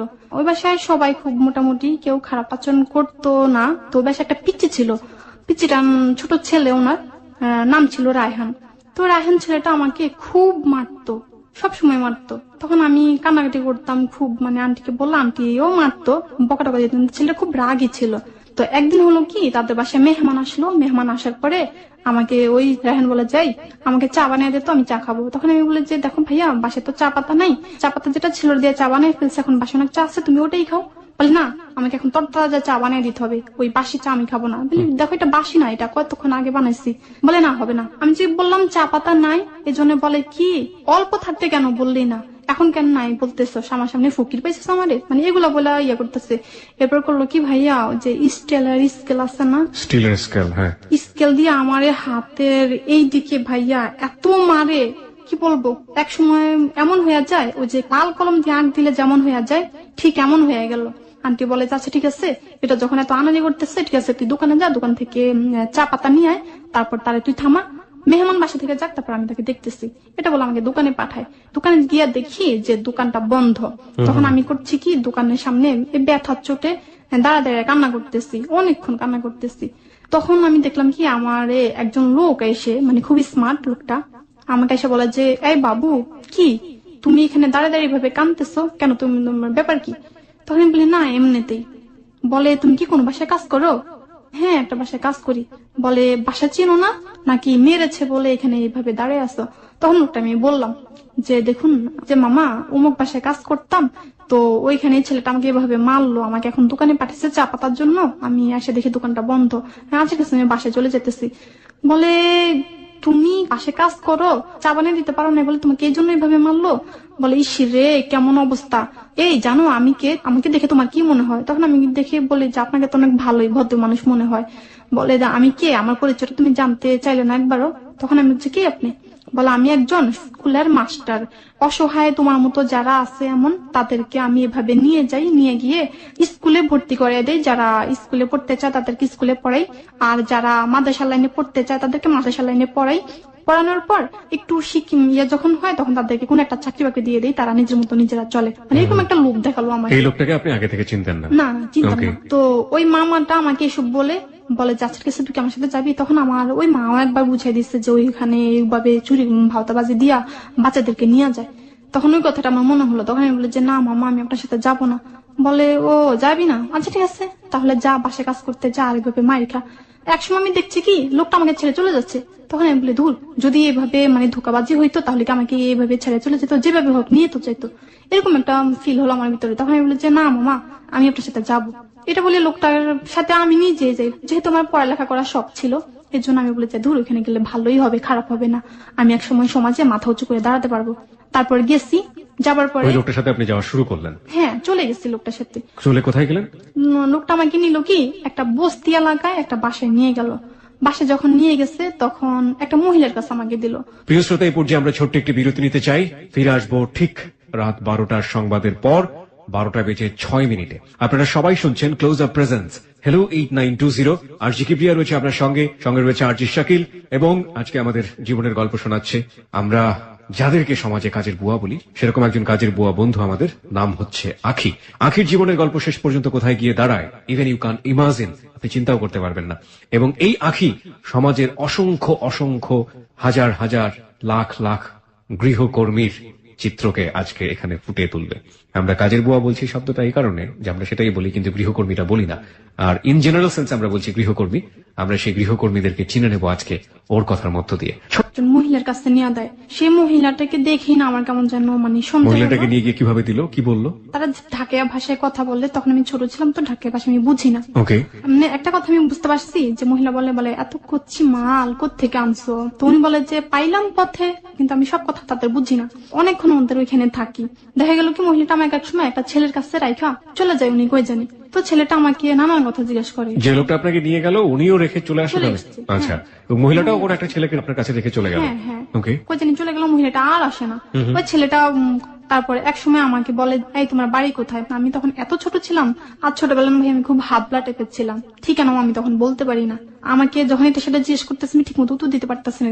কোন এক সময় আমি বুঝতে পারি যে তারও মনে হয় যেন হাব ভাব ভালো না, এটা একটা নিয়ে বুঝতে পারি। তখন আমি করলাম কি ভাইয়াটাকে বলি যে আচ্ছা ভাই একটা কথা বলবো। বলে কি? আমি বলি এখানে কোথাও কি বাথরুম হবে, আমি একটু টয়লেটে যাবো। তো বলে যে কেন না, এখানে এত কিছুর ব্যবস্থা আছে, বাথরুমের ব্যবস্থা নাই? কি বলো? হ্যাঁ হ্যাঁ আসো। তো এটা বলে আমাকে একটু বাথরুমে নিয়ে যায়। ভাইয়াকে বলে যে ভাইয়া আপনি ঘরে যান, আমি আসতেছি, আমার একটু দেরি হবে। এটা বলে তাকে ঘরে পাঠাই, আর এখান থেকে আমি লুকিয়ে চলে আসি, মানে পালিয়ে চলে আসি এখান থেকে। আপনি কি বুঝলেন এই অল্প সময়ের মধ্যে ওর জায়গাটা আসলে কি ছিল? মানে সে, আমি তার বিয়ে থেকে যেমন তার গায়ে একটা শার্ট ছিল, তো শার্টটা খুলে ফেললে সে মানে আমাকে এটা সেটা বলছে। আর আমার দিকে যে মানে অনেক ছেলেদের চোখের দিকে তাকালে বোঝা যায় যে তারা মানে কিভাবে যেন তাকায় মেয়েদের দিকে, ভঙ্গিমা দেখে আমি বুঝতে পারি যে সে হয়তো আমার সাথে খারাপ কিছু একটা করতে চায়। ওকে। হ্যাঁ দৌড়ে চলে আসি যে আমার লাগবে না পায়, কাউকে দেখি না। তখন আমি মেইন রাস্তায় উঠলাম, রাত আস্তে আস্তে গভীর হইতেছে, 11টার মতো বাজে যেতেছে। তখন অনেক একটা মানে স্মার্ট একজন মহিলাকে আমি দেখি, দেখে আমার মানে ইচ্ছা হলো যে আমি মহিলার পিছনে পিছনে যাই। সেটা হচ্ছে মহিলাটা যদি একটু মানে বড়লোক হয় তাহলে আমি ওদের বাসায় কাজ করবো, বা আমাকে যদি এটা আপনার নিজে থেকে ইচ্ছা হচ্ছিল? ইচ্ছা হচ্ছিল। আমার কিছু প্রশ্ন এসছে। এক হচ্ছে যে আপনি যেই বাসা থেকে চলে আসলেন, ওই বাসার সবচেয়ে ছোট ছেলের হাতে মার খেয়ে আপনি যখন ওইখান থেকে পালালেন, আমি তো যতটুকু বুঝতে পেরেছি একটা পতিতালয় ছিল ছোটখাটো, সেখানে আপনাকে বিক্রি করে দিয়েছে এই লোকটা নিয়ে গিয়ে। তো এই জায়গা থেকে যখন আপনি পালালেন তখন তো আপনি আগের বাসায় আন্টিটা ওই যে দেখলেন যে মহিলার কাছে রেখে আসছে, উনি কিছু টাকা দিল ওনাকে, আমি দেখছি। আমি ভাবছি হয়তো আচ্ছা ওকে। আপনি যখন পালালেন, হ্যাঁ, তারপরে তো আপনি আগের বাসায় ফিরে যেতে পারতেন। আপনি কি আগের বাসাটা চিনি না। চিনতেছিলেন না? ওকে। তারপরে আপনার সেই মুহূর্তে অনুভূতিটা কি হচ্ছিল? আপনি তো সবকিছু হারিয়ে ফেলেছেন, বাড়ি যেতে পারবেন না, তখন আপনি এই ধরনের একটা মহিলার পিছু পিছু নিলেন। ওকে, তারপর? কে যদি একটু মানে কান্নাকাটি করে যদি বলি, তাহলে মহিলাটা যদি একটু দয়া হয়, তাহলে আমাকে যদি রাত্রটা একটু কোন রকম থাকতে দেয়। যদি আমাকে সবসময় নাই রাখলো, কোন রকম কাকুতি মিনতি করে যদি বলি যে রাত্রটা আমাকে থাকতে দেন, তাহলে সকালবেলা আমি চলে যাবো, এরকম কিনা কিছু একটা মনে হলো। তো মহিলার পিছনে পিছনে যাই, সেই মহিলাটা আমার একটা বস্তি এলাকায় নিয়ে যায়, দেখি গিয়ে আপনি কি বললেন? মানে গেট যখন আটকে দিতেছে, কাইন্দা দিয়া বলি, আম্মা আমার একটা কথা শুনবেন? বলে কি?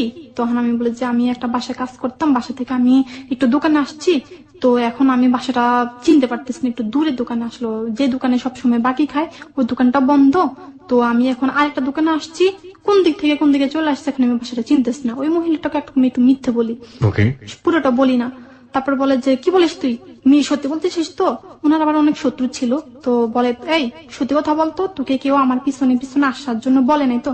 তাহলে বলি না আম্মা, বিশ্বাস করেন আমি এমনিতে আপনার পিছনে পিছনে আসতেছি, আমাকে কেউ পাঠায় নাই, সত্যি বলছি। তখন উনি বলে আচ্ছা ঠিক আছে ভিতরে আয়, এটা বলে উনি আমাকে ভিতরে নিয়ে যায়। তারপরে ওনার কাছে আমি বিস্তারিত সব বলি যে খালা এই ঘটনা, আমি বাসায় কাজ করি না, আমি বাসা চিনি না। তো ওই যে ওনাকে খালা ডাকছে, তখন উনিও এরকম। তারপর উনি আপনার ভাইয়া এটা বুঝতেছি না, ওনার বাসায় আগে একটা মেয়ে ছিল, সেই মেয়েটাকে উনি এইভাবে পায়। এর আগেও তাদের বাসায় ঝরনা নামে একটা মেয়ে আসে, তো ওনারা একরকম একটু বলবো কি একটু সন্ত্রাস টাইপের ছিল।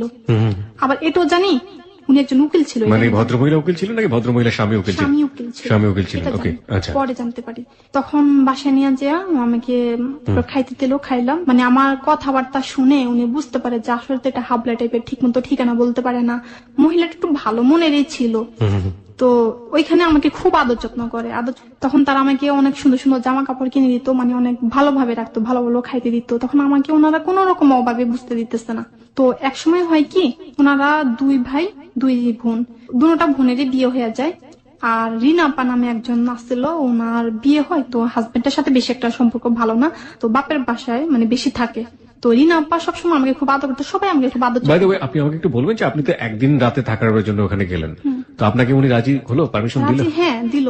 তারপরে আপনি কথাবার্তা শুনে বুঝে যে এটা একটু সিধা টাইপের, এটারে আসলে সন্দেহ করছি শুধু শুধু। তারপর আপনাকে থাকার পারমিশন দেয়? থাকার পারমিশন দিল, থাকলাম ওইখানে। ওকে, আপনি কি মাঝখানে একবার বলেছিলেন যে আপনাকে ভাবে এক লোক নিয়ে গিয়ে বিক্রি করে দিয়েছে এক পতিতালয়ে বা এরকম কিছু একটা, ওনাকে এই ইনফরমেশন গুলো বলেছিলেন নাকি শুধু বলেছেন যে আপনি হারিয়ে গেছেন এটুকুই? হারিয়ে গেছি, এটা এর বাইরের টুকু বলেননি? না। ওকে, তারপর? সবাই তো আদর যত্ন করতো ভালোভাবে। তো ওনার একটা মেয়ে ছিল যে রিনাপা, জি। রিনাপা আমাকে সবসময় ওনার সাথে ঘুমাইতাম, যেহেতু আমাকে তাদের পরিবারের একজনের মতো রাখলো। সবসময় রিনাপা জড়ায় ধরে ঘুমাইতো, খুব আদর করতো। তো একদিন বাসায় কেউ নাই, শুধু রিনাপা আছে, সুমন ভাইয়া আছে, আর আমি আছি। সুমনটা কে ছিল? আপুর ভাই, মানে ওনার ছেলে, যে ভদ্রমহিলা আপনাকে আশ্রয় দিল তার ছেলে? তার ছেলে সুমন। সুমনও খুব আদর করতো। তো ওই দিনকা রাত্র গভীর হয়ে যাচ্ছে, বাসায় কেউ নাই, কোনো একটা দরকারে কই জানি গেছে। তো রিনাপা আমাকে বলে কি আখি যা তুই গিয়ে ঘুমিয়ে থাক। তখন আমি ওইখানে গিয়ে ঘুমিয়ে থাকি। তখন এটা আবার হচ্ছে কি, যে রুমে আমি থাকি সেই রুমে হচ্ছে দুইটা খাট, একটা রুমে দুইটা খাট, দুইটা খাটের মধ্যে দেখা গেল এক রুমে থাকতো সুমন ভাইয়া, আর এক খাটে থাকতাম আমি আর রিনাপা। তো ওই রুমে আবার পড়ার টেবিলও ছিল, সুমন ওই রুমে পড়তো। আপা আমাকে বলে যে তুই গিয়ে ঘুমিয়ে থাক, দেখেছে সুমন ভাইয়া পড়তেছে, পড়ে উনিও ঘুমিয়ে থাকবে। তো আমি একসময় ঘুমিয়ে যাই। তারপরে একসময় আমি ঘুম থেকে আমি একটু যখন জাগনা হয়ে আস্তে আস্তে, তখন আমি দেখেছি আমাকে কে যেন জড়ায় ধরে ঘুমিয়ে আছে। তো তখন আমি বুঝতে পারি না যে একটা ছেলে আর একটা মেয়ে, তো বুঝে যায় এমনিতেই। তখন আমি করি কি, বুদ্ধি করে চুলে হাত দিই, চুলে হাত দিয়ে বুঝতে পারি যে সুমন ভাইয়া হতে পারে। তখন আমি তাড়াতাড়ি লাইট জ্বালাই আমি দেখেছি সুমন ভাইয়া। তখন আমি বলেছি ভাইয়া আপনি এটা কি হচ্ছেটা কি এটা? আপনাকে আমি তো ভাইয়ের মতো জানি, আর আপনি আমার সাথে এ আচরণ করছেন, এটা কি হচ্ছে? এইভাবে চিল্লাইতেছি। উনি বলে যাই চুপ, একদম চিল্লাবি না, চিল্লালে একদম তোকে মাইরে ফেলবো। তুই জানিস তোকে এই রুমের ভিতরে আমি যদি উধাও করে ফেলি, কেউ তোকে খুঁজতে আসবে না, কেউ তোকে খুঁজে পাবেও না, তুই কিন্তু খুব ভালো করে জানিস। আমি আবার এটাও জানি তাদের বাসায় তাদের সাথে কোনো একজন পার্টির সাথে শত্রুতামি ছিল। তখন এটা নিয়ে তাদের অনেক মারামারি হইতো অনেক সময়। তো সুমন ভাইয়ের রুমে একটা স্টিলের আলমারি ছিল, স্টিলের আলমারির পিছনে অনেকগুলো মনে করেন ছোট ছোট অস্ত্র, ধারালো দাও, তারপর ছুরি টুরি অনেক কিছু থাকতো। মারামারি তাদের খুব কঠিন, তাদের উকিল ছিল, তাদের ইয়েটা অনেক বড়। তো এক সময় আমাকে এটা দিয়ে খুব ভয় দেখা যায়, তোকে একদম রুমের ভিতরে মেরে ফেলবো। আর তাদের বস্তি এলাকা তো মাটির ঘর ছিল, বলে তোকে একদম মাটির নিচে ফুটে ফেলবো, এটা বলে আমাকে খুব ভয় দেখায়। তারপর আমি বলি যে না মারে ফেললাম, তারপর আমি এরকম কিছু একটা করবো না, এটা আমি মুখে বলি, কিন্তু আসলে তখন মৃত্যু কথা ভয় পাচ্ছি। তো মানুষের যে ভাইয়া ল্যাপের নিচে কাঁথা গায়ে দিয়ে ঘুমায় না, আমাকে এক সময় করে কি চিল্লাচিল্লি করতেছে দেখা কাঁথা দিয়া আমার মুখে চাপ দিয়া ধরে রাখে। এইবার বল কি করবি? আমি যেটা চাচ্ছি সেটা কি সহজ ভাবে আমাকে দিবি, নাকি তোকে একদম মাইরা ফেলে একদম তোকে মাটির নিচে পুঁতে ফেলবো। এখানে না তোকে কেউ খুঁজতে পারবে না, বুঝছিস? তুই কিন্তু জানিস না আমাদের বাসায় ঝর্ণা নামে একটা মেয়ে ছিল, সেই মেয়েটার কথা আমি বলছি না, তবে বুঝতে পারবি তোকে যা করবো। এরকম ভাবে আমি একটা ভয় দেখালো। ভয় দেখানোর পরে ভাইয়া আমি জানের ভয়ে বলি যে আচ্ছা ঠিক আছে, কিন্তু মনে মনে আমি চাচ্ছি না, ওনার সাথে কাজটা করতে চাচ্ছি না। খুব ছোট ছিলাম, ছোট ছিলেন মানে আপনার বয়স তখন কত? 10-11 হবে, 10-11 বছর বয়স। ওকে, এরকম হবে। তারপরে মনে মনে বলছি যে আল্লাহ তুমি আমাকে শয়তানের হাত থেকে বাঁচাও। তার অবস্থা দেখে ভাইয়া খুব ভয় পাই যে হায় আল্লাহ আমাকে তো মাইরে ফেলবে, মরেই তো যাবো আমি, মানে এরকম একটা ভয় হয় তাকে দেখে। হঠাৎ করে রিনাপা চলে আসলো। রিনাপা চলে আসে বলে কি, এই তোর দরজাটকে ঘুমিয়ে গেছস কি, আমাকে ঘুমাইতে দিবি না, খোল দরজা খোল। এটা বলে দরজা থাকতে, তো লাইটটা তখন অফ ছিল, মানে ও খালি আমার কাছে গেছে, মানে এখনো কিছু করতে পারে নাই, এরকম একটা সিচুয়েশন। তো রিনাপা যখন আসলো সে তাড়াতাড়ি আমাকে রাইখা সে তার বিছানায় চলে গেছে, ল্যাপটপ বিছায় সে ঘুমিয়ে গেছে। ঘুমানোর পরে আস্তে আস্তে নিচে উঠে আসছে, উঠে এসে বলে কি রে তুই ঘুমাস নাই, তাহলে এখানে কে ঘুমে রয়েছে? বলে তুই দেখোস না আমি আসছি। বলে আর আমি তো পরে টইরা আমি ঘুমে রয়েছি, আর এখানে কে ঘুমেছে? আখি মনে হয়। ও আমি ভাবছি তুই এসে ঘুমিয়ে গেছিস। কিছু একটা বলে তার বোনকে বুঝ দিয়ে দিল, আর সে বুঝাচ্ছে যে সে এতক্ষণ ঘুমিয়েছিল, চোখ মুখ ডইলা উঠছে। রিনাপার কিছু বুঝতে পারলো না, তখন রিনাপা এসে ঘুমিয়েছিল। তখন রিনা কি বড় ছিল? বড় ছিল, ভাইয়ের Okay. বড় ছিল। অন্যদিন আবার আমাকে বলে যে দেখ তুই ব্যাপারটা কাউকে কিন্তু বলবি না কিছু, ঠিক আছে? তাহলে তোকে দেখিস, মানে খুব ওই মুহূর্তে আপনি রিনাকে ওই জিনিসটা বলেননি? না বলিনি। ভয়ে বলেননি? হ্যাঁ ভয় বলিনি। আপনি আমাকে একটু বলবেন যে ওই যে বাসাটায় আপনি উঠলেন, আপনি তো আপনার গ্রামের বাড়ির ঠিকানা জানতেন? জানতাম না, গ্রামের বাড়ির ঠিকানাও আপনি জানতেন না? জানতাম না ভাইয়া। খুব হাবলা টাইপের ছিলাম আমি ছোটবেলায়, মানে ব্যাপারটা কি হলো তাহলে? সারা জীবনের জন্য তো আপনি নিখোঁজ হয়ে যাওয়ার মতো অবস্থা। নিখোঁজ হয়ে যাওয়ার কথা। আমি ঠিক জানি না এর পরবর্তী আপনি আপনার গ্রামের ঠিকানা পেয়েছেন কিংবা কি পেলেও কিভাবে পেয়েছেন, আমি সেগুলোতে যাব। ওকে, তারপর? তো এরপর আমি ভাইয়াকে বলি যে ভাইয়া প্লিজ আপনি আমার সাথে কখনো এমন ধরনের কিছু আর বলবেন না। বলে ঠিক আছে বলবো না।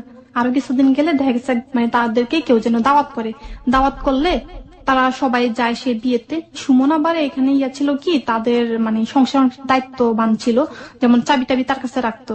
তো সুমন সেদিন তার আম্মা থেকে চাবিটা নিয়ে নেয়, চাবিটা নিয়ে সে করলো কি ফট করে তা কাউকে না বলে বাসায় চলে আসে। তখন আমি করলাম কি কাজটা সবকিছু শেষ করে ভাত খেয়েছি, ভাত খেয়ে আমি একটু রেস্ট নিবো বলতে একটু ঘুমাবো। আসে তো সে মানে বাসায় তার অবস্থা, মানে আমি তো জানি যে একটু ইয়া আমাকে নিশ্চয়ই কিছু একটা করতে আসতেছে, মানে এরকম আমি বুঝতে পারি। তখন আমি এই রুম থেকে ওই রুমে যাই, ওই রুম থেকে ওই রুমে যাই। ভাইয়া একসময় এত ইয়া করি, তখন আমার ভরা পেট ছিল, তো আমি খুব টায়ার্ড হয়ে গেছি, বেশিক্ষণ পারতেছিলাম। তারপরও নিজেকে বাঁচানোর জন্য অনেক কষ্ট করি। তখন এক সময় সে আমার সাথে কাজটা করলোই। তারপরে আমি একটা চিৎকার শুধু করে বলি যে ভাইয়া আমি মরে যাচ্ছি, চোখ মুখ উল্টে মানে আমি পুরো মরে যাচ্ছি, এরকম অবস্থা হইতেছে। আমি ওর সাথে তো অজ্ঞান হয়ে যাই। সে বললো কি আমাকে রাইখে এভাবে চলে যায়। তখন আমি একটু পরে যখন উঠি এটা দেখি যে আমার পাশে একটা পানির গ্লাস, আমার মুখে টুকু অনেক পানি ছিটানো, আর মানে ভয়ে তালা টালা আটকে আমাকে খুব ভালোভাবে রাইখা চলে যায়। চলে যাবার পরে আমি মানে খুব কান্না করি তখন ঘরে একলা বসে বসে যে এটা কি হচ্ছে আমার সাথে, এরকম কেন হচ্ছে, যেখানে যাই সেখানে এমন হচ্ছে।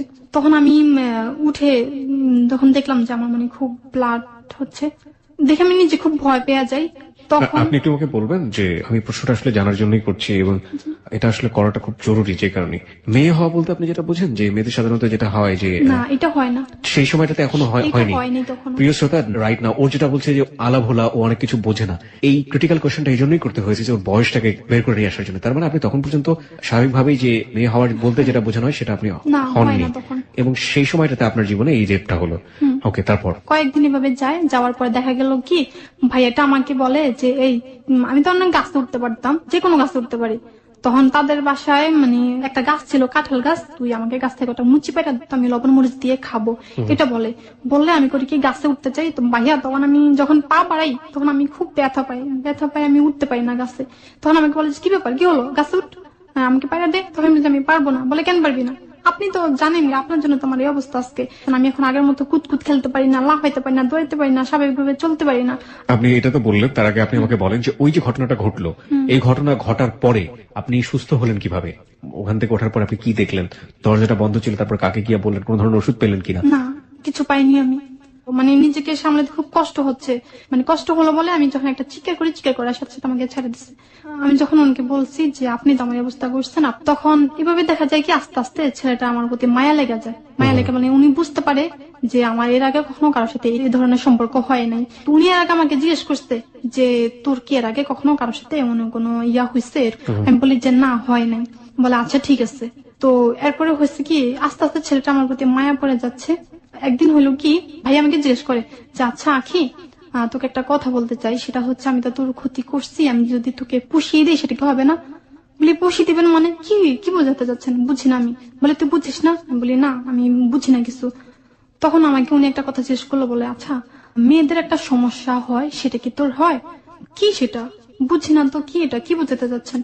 তখন উনি আমাকে বুঝালো যে এটা এরকম মানে মানুষের যখন 13 বা 14-15 বছর হয় তখনই মেয়েদের এই সমস্যাটা হয়। আমি জিজ্ঞেস করি যে না আমার তো এটা হচ্ছে না। তখন বলে যে ঠিক আছে, এটা যদি তোর হয় না, ঠিক আছে আমি সেটা বুঝছি, তো তোর যদি হয় তাহলে তোমাকে বলবি, ঠিক আছে? তাই আমি বলছি, আচ্ছা ঠিক আছে বলবো।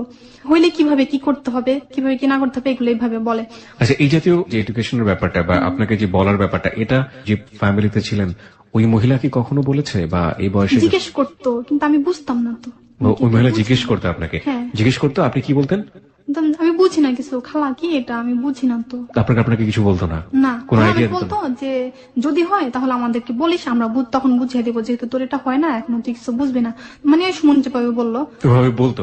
হ্যাঁ। একটা এডুকেশন দেওয়ার ব্যাপারটা থাকতো। ওকে, দ্যাটস রিয়েলি ফাইন। তারপর? এক সময় আমাকে ছেলেটা বলে যে দেখ আখি, তুই নিজেকে যেভাবে পারিস চেপে রাখিস, আর তোর যদি এই সমস্যাটা হয় তাহলে তুই আমাকে বলিস। আমাদের ফ্যামিলিতে যা বলার আমি পরে বলবো, তুই তো এখন অনেক ছোট, এখন আমার কিছু বলার মতো তেমন কোনো মুখ নেই আমার, আর আমি তোর যে ক্ষতি করছি প্লিজ তুই কথাটা কাউকে বলিস না। তখন আমি আপনি কি বুঝতেন যে ক্ষতিটা কি হয়েছে বা কি ধরনের ক্ষতি, কি কেন বলছে ক্ষতি, এগুলো কি ডিটেল বুঝতেন? একদিন আমি ওনাকে বলি যে ভাইয়া আপনি যে সেদিন আমাকে এভাবে ফালে রেখে চলে গেলেন, সেদিন আমি যদি মরে যেতাম তাহলে আপনি কি করতেন, আমাকে আপনি কিভাবে সামলাতেন, কি কোথায় ফেলে দিতেন, কোথায় আমাকে কবর দিতেন, এভাবে কিছু জিজ্ঞেস করি। বলে তুই মরস নাই যখন আর মরবিও না, তুই বেঁচে ছিলি কেন জানিস? আমি বলি কেন? বলে আমার জন্য। এটা যখন খুব সহজ ভাবে বলছে তখন আমি একটু বুঝতে পারি যে হয়তো আমাকে ভালো লাগছে বা আমার মায়ায় পড়ে গেছে। তখন আমি কাউকে ব্যাপারটা আর বলি না, আমাকে নিষেধ করতে বলার জন্য আমি আর বলি না।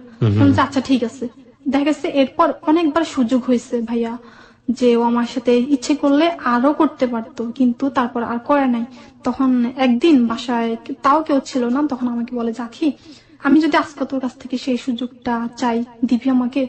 তখন আমি বলেছি ভাইয়া কি বলেন, সেদিন আমি মরে যেতে নিয়েছিলাম, আজকে তো আমি টোটাল এমনিতেই মরে যাবো ভাইয়া। তারপর থেকে আমি ছেলেদেরকে খুব ভয় পেতাম ভাইয়া, মানে একা দেখলে আমি খুব ভয় পেতাম, আমি নিজেকে খুব কষ্ট করে চেপে রাখতাম। ওই যে মানে যেমন লুকে থাকা, যেমন ঘরে পানি থাকতো না, অন্য বাসা থেকে পানি আনতে হতো, যেমন সাপ্লাইয়ের পানি, তো পানি আনতে যেতাম, নতুবা দেখা গেছে কোন একটা কারণে দোকানে চলে যেতাম, ওর হাত থেকে যেভাবে নিজেকে বাঁচিয়ে রাখা যায়। তখন সে আমাকে বলে যে দেখ আমি বুঝি যে তুই আমার ভয়ে, আমি যখন একা থাকি তখন তুই পাশে থাকিস না, কোন একটা ওজোর দিয়ে চলে যাস, এরকম কোনো দরকার নেই। আমি তোকে কথা দিচ্ছি আমি কখনো তোর সাথে আর এরকম করবো না, আজ থেকে তোর সব দায়িত্ব আমার, এরকম ভাবে একটা ইয়া দেয়। এখানে অদ্ভুত একটা ব্যাপার ঘটছে। নোট অন দ্যাট পয়েন্ট প্রিয় শ্রোতা, সুমনের আচরণটাকে আপনারা ভালোভাবে দেখবেন না খারাপ ভাবে দেখবেন আমরা নিশ্চয়ই জানি না, তবে আমরা ঠিক জানি না, আমরা একটা গেস পয়েন্ট করতে পারি। লাইক আমরা অনুমান করে নিচ্ছি যে ওর যে কুমারিত্ব, সেই কুমারিত্বর প্রতি হয়তো সুমনের একটা অন্য ধরনের ফিলিংস কাজ করেছে, যে লাইক ওর যেটা ধারণা ছিল যে মেয়েটা কুমারী না বা মেয়েটা অন্যরকম, সেই জায়গাটা থেকে ওর একটা ধারণা চিন্তা ভাবনা করেছে যে মেয়েটা যেহেতু কুমারী সুতরাং ওর প্রতি এক ধরনের সফটনেস কাজ করেছে, বা জানি না হয়তো বা হতেও পারে এরকম কিছু একটা, but he is acting like this, that is the reality. এবং এই রিয়েলিটিকে সামনে নিয়ে আমরা যেতে চাই। আমরা বারবারই বলি যে জীবনের গল্প এতটাই বেশি নাটকীয়, এখানে অনুমান করার কোনো সুযোগ নেই যে কাকে আপনি ভিলেন বানাবেন বা কাকে আপনি ভালো মনে করবেন। হোয়াট হ্যাপেন, একটা মানুষ যখন খারাপ কাজ করে ভালো কাজ করে দুটোকেই সেভাবে আমরা দেখি, কারণ জীবনে যা ঘটে সেটাই বাস্তবতা, এবং বাস্তবতাকে আমরা বাস্তবতার মতো করেই তুলে ধরি।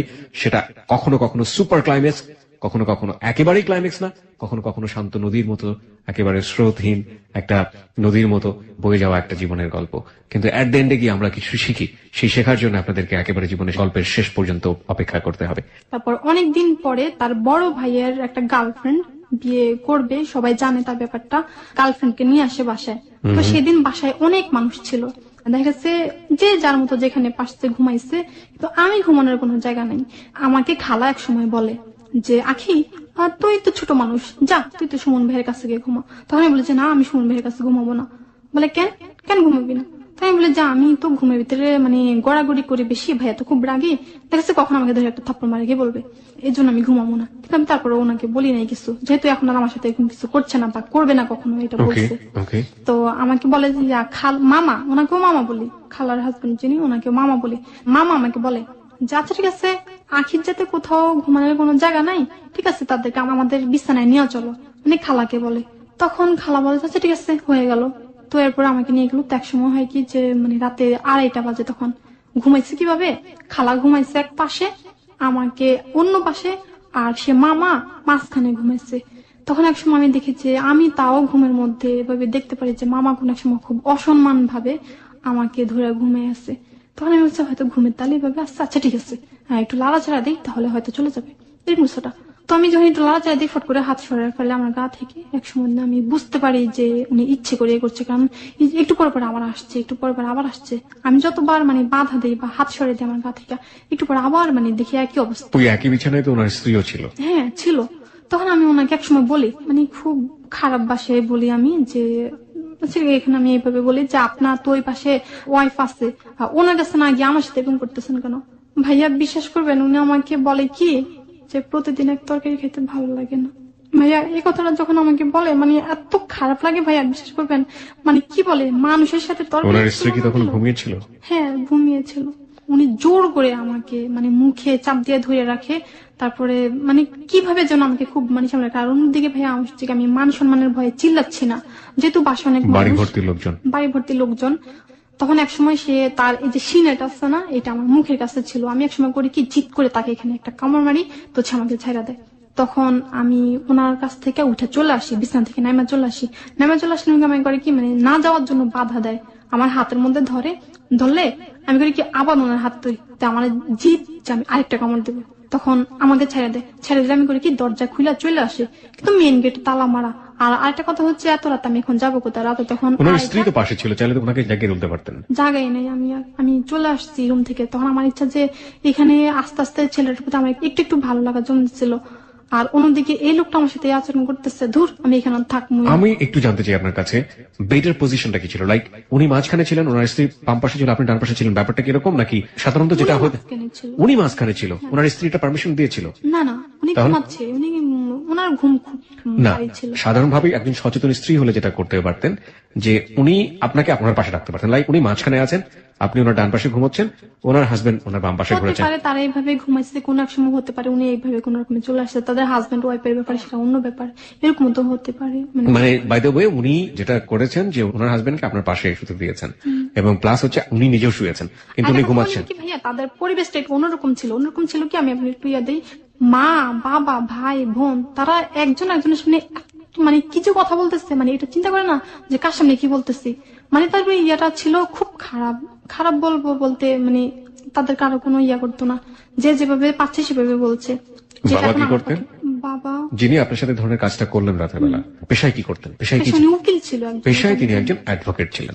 আর তার স্ত্রী পেশায় কি ছিলেন, যিনি আপনাকে আশ্রয় দিলেন? কিচ্ছু ছিল না। ওকে, তারপর? আমি রাত্রেবেলা ঘর থেকে চলে আসি, চিন্তা করি যখন এত রাত আমি কই যাবো। যাওয়ার পর আমি মনে করি কি ওই নাদের ওই বস্তিতে আরেকটা ঘরে এক রুমে 2টা মেয়ে থাকে, ওনাদেরই, উনি বাড়িওয়ালার। তো তারা দুনো বোনে চাকরি করে, তো এক বোন রাতে ডিউটি করে আর বোনে দিনে ডিউটি করে। তো রাতে যে বোন ঘরে ঘুমাচ্ছে আমি সেই বোনের কাছে যাই, গিয়ে আমি বলে আপা আপনার রুমে কি জায়গা আছে, আমি একটু ঘুমাতে পারবো? উনি প্রথমে বলে কি ব্যাপার তুমি এত রাতে আসবা, আমি তোমাকে কিভাবে ঘরে নেই? তখন দেখেন আমাদের ঘরে তো অনেক মেহমান, ঘুমানোর জায়গা হচ্ছে না। বলে তুই এতক্ষণ পর্যন্ত থাকতে পারলি আর এখন উঠে আসলি কেন, নিশ্চয় কোনো কারণ আছে। তখন ভাইয়া আমার হয় কি মানে যে মানে এদিকে কাইটা যায় গলার নিচে, এখানে মানে হাতের মুখের ইয়া লাগে, যেটা উনি করেছিল। হ্যাঁ, কারণ উনি এটা দেখে বুঝতে পারে। কিন্তু আমি তখন ওনাকে কিছু বলতে চাই না, আমার ইচ্ছা যে আমি এখান থেকে পরের দিন সকালবেলা যেদিকে 2 চোখ যায় সেদিকে আমি চলে যাব। উনি আমাকে একসময় জোর করে জিজ্ঞেস করে যে বলতে হবে, বল তাহলে কি, তাহলে আমার থাকতে পারবি না, চলে যা, যেখান থেকে আসতে সেখানে চলে যা। প্রিয় শ্রোতা, আমরা এই জায়গায় ছোট্ট একটা বিরতি নিতে চাই। ওকে, ফিরি আপনার কাছে। আপনি যেটা বলছিলেন যে ভদ্র মহিলার কাছে আপনি আশ্রয় চেলেন, তিনি আপনাকে জোর করছিল যে আসলে কি ঘটেছে সেটা জানার জন্য। তারপরে বাধ্য হয়ে আপুটার কাছে বলি, আপুটাকে আমি নিষেধ করি যে আপু প্লিজ আপনি কাউকে বলেন না। আপুটা ওই লোকের সম্পর্কে কি হতো? কিছু হতো না, ভাড়া থাকতো ওনাদের বাসায়। ওকে। এই আচরণ খালুয়া। উনি কি গার্মেন্টসে কাজ করতো না মেয়েটা? পলিথিন বানাইতো আর কি। পলিথিন বানাইতো। উনি কি ম্যারিড ছিল? জানি না। 2 বোন এক বাসায় থাকতো। 2 বোন একই বাসায় থাকতো। হ্যাঁ। ওকে, ঠিক আছে। তারপর যেখানে আশ্রয় চাইলেন ওখানে কোনো পুরুষ মানুষ নেই? না, ছিল Okay. না। তো আপুটাকে যখন নিষেধ করলাম যে আপু কাউকে বলেন না প্লিজ, আমি কালকে সকালে এখান থেকে চলে যাবো, আমি এখানে আর থাকবো না। আর একটা হচ্ছে কি ভাইয়া, ওইখানে জায়গাটা এমন ছিল, অনেক মানে আমি তখন একটু উঠতি বয়স ছিল, তো মানে অনেক ছেলেরা ভাই আমাকে খুব ডিস্টার্ব করতো, আমার দিকে শুধু বাজে নজরে তাকাইতো। আর আমি শুধু সুমন ভাইকে বলতাম। ওইখানে আমি আরেকটা ঘটনা বলি ভাইয়া, সেটা হচ্ছে কি একদিন ওনার মামা আসলো। মামা আইসা আমাকে বললে যে এইটা আবার নতুন মাল, এইটা আবার কোত্থেকে আসলো। তখন আমি ওনার মুখের দিকে তাকিয়ে থাকি। মামিরা This track was downloaded from FusionBD.com. ছোট বাচ্চা আছে, বাচ্চাকে আর কি মানে খাওয়াবে। তো আমাকে বলে যে এই আমি একটা বালিশ দিও তো। তো আমি বালিশ দিতে যাই, এই সুমনের মামা আমাকে করলো কি মানে ওনার ওয়াইফের সামনে ভাইয়া, মানে আমার সাথে কি যেন একটা আচরণ করলো। ওয়াইফ দেখলো এটা? হ্যাঁ, ওয়াইফের সামনে। জানি না ভাই এটা লিসেনারদের মধ্যে তার কে কিভাবে নিবে, কিন্তু এটা ওয়াইফ কি বললো? কিচ্ছু বলে নাই। আমি অবাক হয়ে গেলাম আমি যে এটা কি হলো, ওনার ওয়াইফের সামনে উনি আমাকে এরকম করছে, আমার গায়ে হাত দিল, উনি কিছু বললো না। তখন আমি বলি ধুর মামা এটা কি হলো, মানে ওনাকে একটা ঝাড়ি দিলাম, ঝাড়ি দিয়ে বলে কি এ মা কি পিচ্ছি, কি অবস্থা করতেছে, কি হয়েছে, এর কোনো ব্যাপার হলো, মানে এমনি বলে। তখন আমি বলি আপনাদের কাছে এটা কোনো ব্যাপার মনে হচ্ছে না। তখন আমি ওখান থেকে মানে কান্না করে মানে চোখের পানি ফালাই দিয়ে ভাইয়া চলে আসি। একটু পরে মামি আমাকে আবার ডাকে। তখন আমি বলি যে মামি আপনিও আমাকে কিছু বললেন না। বলে কি বলবো, এগুলো এমনই, মানে এটা তাদের কাছে কোন ব্যাপার না, মানে ওই পরিবেশটা ভাইয়া এরকমই ছিল। ওকে, আপনি যখন ওই বাসায় গিয়ে আশ্রয় চাইলেন তারপর ওই ভদ্র মহিলা দুজন কি করলো? ওই দেখেন মামা আমার সাথে এরকম আচরণ করলো, আমি ওনার মেয়ের মতো। তখন সে আপুটা আমাকে রাতের বেলা থাকতে দেয়, সকাল হয়ে যায়। তখন ওই যে খালার একজন বোনও ছিল ওই দিন। তখন ওই বোন এসে আমাকে জিজ্ঞেস করে যে কি আজকে আমাদের আখিকে আজকে আমরা দেখি না। পরে ওই মেয়েটা ঘর থেকে বাইরে এসে বলে যে আখি আমার ঘরে ঘুমাইছে আজকে। বলে কেন, ওনাদের কাছে ঘুমাইছে। তখন বলে যে রাতের বেলা মেয়েটা খালা আমার কাছে চলে আসছে। বলে কেন, কি হয়েছে? তখন ওই আপুটা খালার কাছে বলল যে এত বড় মেয়ে, ওনাদের ছেলেগুলো এমন বড় বড় হয়েছে, গার্লফ্রেন্ড নিয়ে আসছে, এরকম অবস্থা, উনি বুড়ো হয়ে গেছে। এখন এই মেয়েটার দিকে নজর দিতে ওনার একটা বারো বাধা দিল না বিবেকে। উনি করছে কি একদম জিদ কইরা ওনার বোনকে গিয়া বলে যে এই তুই তোর স্বামীকে সামলাইতে পারস না, এই মেয়ে এত ছোট বাচ্চা মেয়ে, এই মেয়ের দিকে চোখ বাড়ায় আবার তোর জামাই। খালা বলার পরে ওই খালা আবার তখন আমাকে ডাক দিলে আমি আস্তে আস্তে ঘরে যাই। ঘরে গেলে ভাইয়া আমাকে বিছানা ঝাড়ু আছে না, এমন মারে আমার মনে হয় সমস্ত শরীর মানে খুব কাটা কাটা হয়ে যায়। কে মারে? যে মহিলা আপনাকে আশ্রয় দিয়েছিল? হ্যাঁ। কি বলে মারছিল? আমাকে কেন বলস নাই, আমাকে না বললা ওই ঘরে গিয়া ওই মেয়েকে কেন বললি? তখন আমি বলি যে খালা আমি আপনাদের ঘরে চিৎকার করি না এই ভয়ে, মানে ঘরে মানুষ, মানে উনি আমার কোনো কথাই শুনতেছে না, আমাকে খুব মারতেছে। এটা মারতেছে আর বলে যে বাইরে আমার ঘর থেকে, তোর মতো মেয়ে আমি আমার ঘরে রাখবো না। করতে ভালো কথা, কি হয়েছে আর কোনো বেটারা মনে হয় তোর এমন করে নাই, মানে এরকম কিছু একটা বলে উনি। মায়ের ঘর থেকে বাইরে করে দেয়, বলে যা চলে যা এখান থেকে, আর এখানে আসবি না। কিন্তু ভাই আমি তো পথ ঘাট কিচ্ছু চিনি না। সকালে আমাকে ঘর থেকে বাইরে করে দেয়, নোকের দাগ অনেক আমার গলা টলার নিচে। হাঁটতে হাঁটতে প্রায় বিকাল 4টা বাজে যায়, কিন্তু আমি বাসা খুঁজে পাই না। মানে হাঁটতে হাঁটতে একসময় খুব টায়ার্ড হয়ে যায়। তো আমি করি কি হাত পা ছাইড়া দিয়া একটা বাসার সামনে বসে পড়ি একদম। তখন একটা ছেলে এসে আমারে বলে তোর এই অবস্থা কেন, থেকে চুরি করে এসছে, কেউ হয়তো মারছে ভাবে, কি করছস বল। দেখুন আমি কোন থেকে চুরি করি না, আমি এখানে বসে আছি, চলে যেতেছি। বলে যা এখান থেকে তাড়াতাড়ি উঠে যা। তখন আমি একসময় মানে উঠে চলে আসবো। তো এরকম সময়ে আমি সামনের দিকে নজর করে দেখি যে একটা বাসা। আমার মনে হলো যে আমি বাসাটা আগে কখনো আইছি, এর জন্য মনে হলো ওই যে বাসা থেকে আমি হারিয়ে যাই ওই বাসার একটা মেয়ে এই বাসায় কোচিং এ আসতো। তখন আমি মনে করলাম যে নিশ্চয়ই আশেপাশে কোথাও আছে। আমার মনে পড়লো যে পাশে গিয়ে আমি কাউকে কোথায় পাবো, নাম বলে হয়তো চিনবে না। তারপর আমি এখান থেকে চলে যাই, আস্তে আস্তে বাসাটা একসময় খুঁজে পাই, কলিং বেল টিপ দিই। কলিং বেল টিপ দিলে দেখি অন্য কেউ বাইরে এসছে, যে ওনারা এখানে নাই, চলে গেছে। ভাইয়া বিশ্বাস করবেন তখন যে কতটা অসহায় মনে হয়েছে আমার নিজেকে, মনে হয় যেন আমার কেউ মানে কেউ নাই আমার দুনিয়াতে, কেউ আসলে তো কেউ নাই, মানে খুব কান্না পাইতেছে।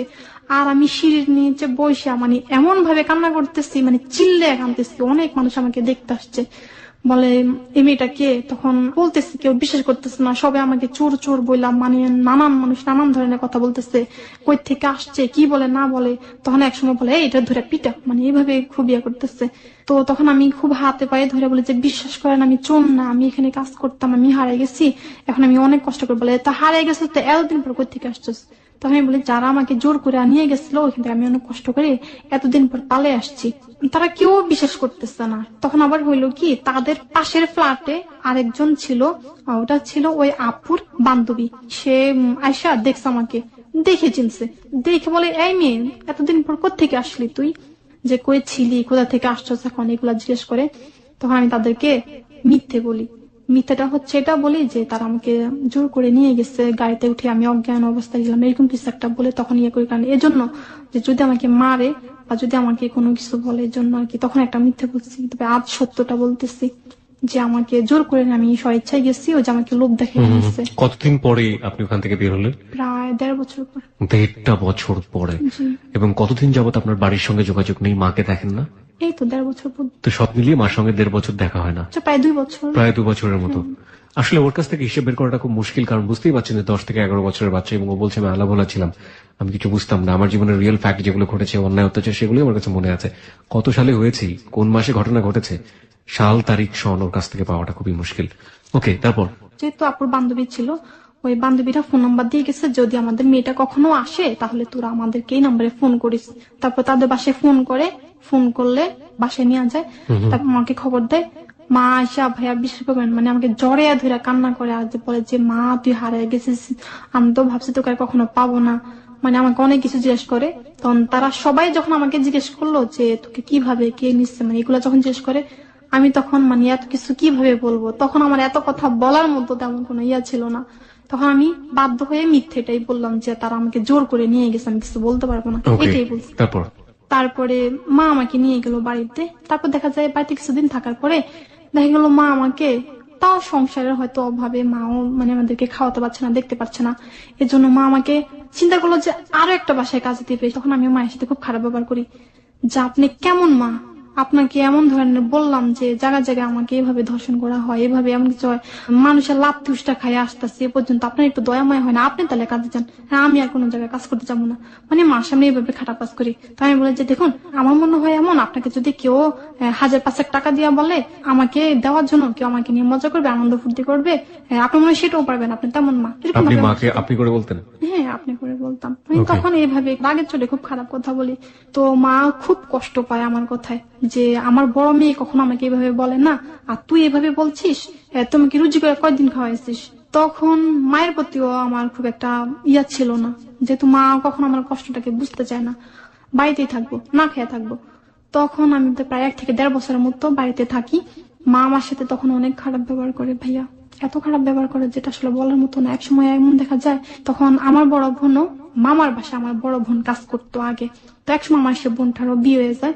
বিয়ে হয়ে গেলে তখন একটা কথা ছিল কি, আমার বোনের তখন 20,000 টাকা ছিল, টাকাটা ছিল আমার বোনের, টাকাটা যখন ছিল তখন আমাকে বলছে যে ওই টাকাটা দিয়ে আমাকে বিয়ে দিবে। আর আমার বোন তো আর মানে বুড়ো হয়ে গেছে, অনেক বড় ছিল, আমাদের সবার বড়, বুড়ো হয়ে গেছে, সে ভাবছে হয়তো তার বিয়ে টিয়ে হবে না। কিন্তু দেখা গেছে একসময় বিয়ে হলো আমার একটা খালাতো ভাইয়ের কাছে। তো একসময় দেখা গেছে মানুষ নানান কথা বলছে, সেটা হচ্ছে যে 20,000 টাকা ছিল, সেই 20,000 টাকা দিয়ে আমার বোনের বিয়ে হয়ে গেছে। আর মানুষ বলতেছে যে তুই তো এমনি বয়স হয়েই গেছে, তোর জীবনটা তার এমনি শেষ হয়ে গেছে।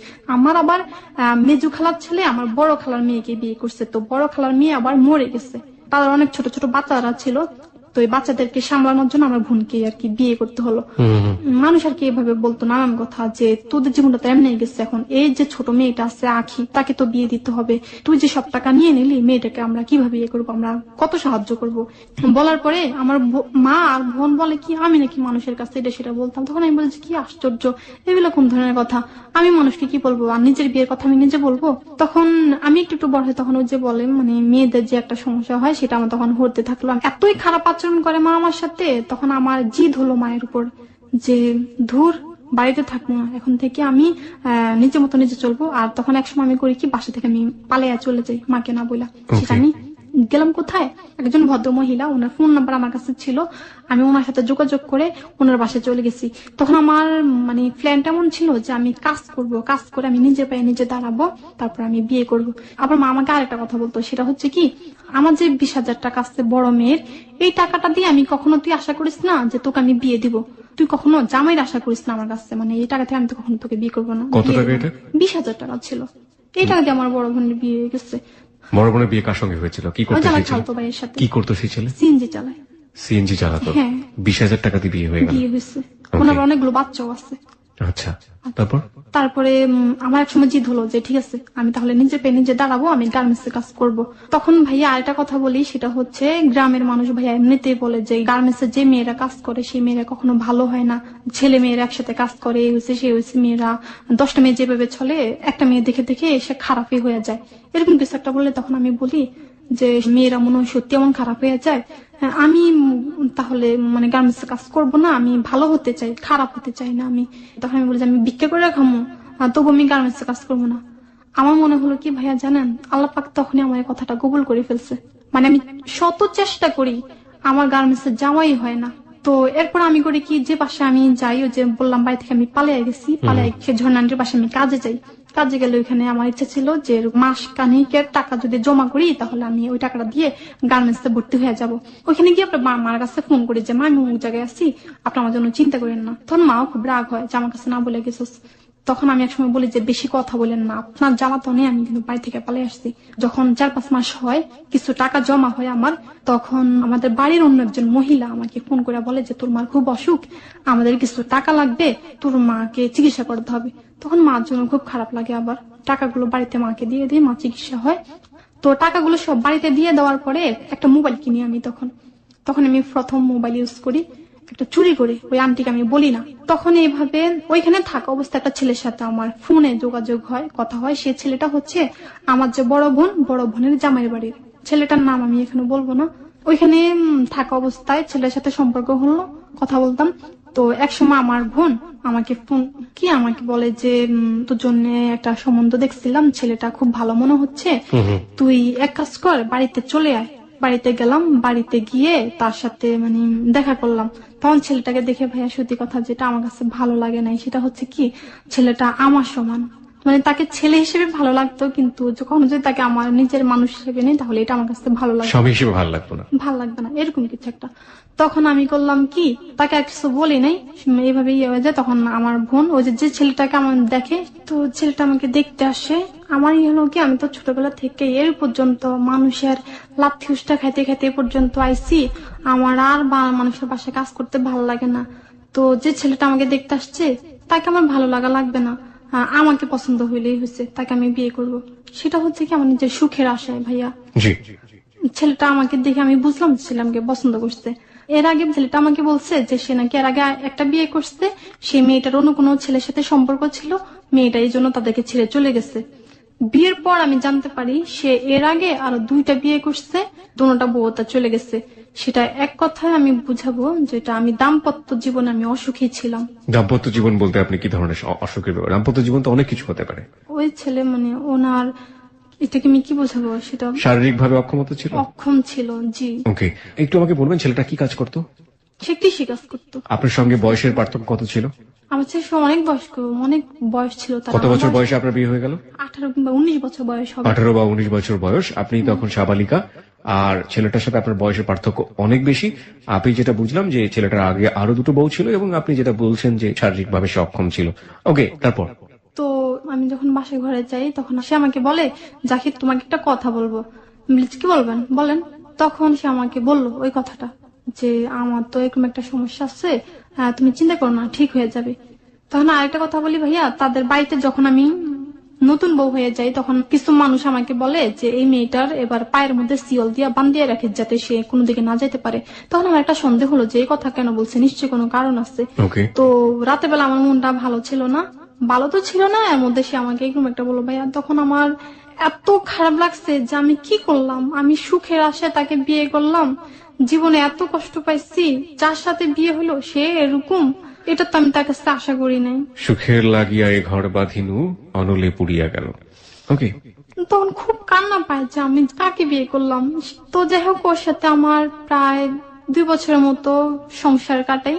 ওর জন্য আমি অনেক কষ্ট করি, আমি নিজে তার জন্য অনেক টাকা নষ্ট করি, সে নিজে অনেক টাকা নষ্ট করে। আমার মামা তাকে অনেক চিকিৎসা করে, অনেক চেষ্টা করে তাকে ভালো করার জন্য, কিন্তু সে জন্ম থেকে হয়তো এমন ছিল।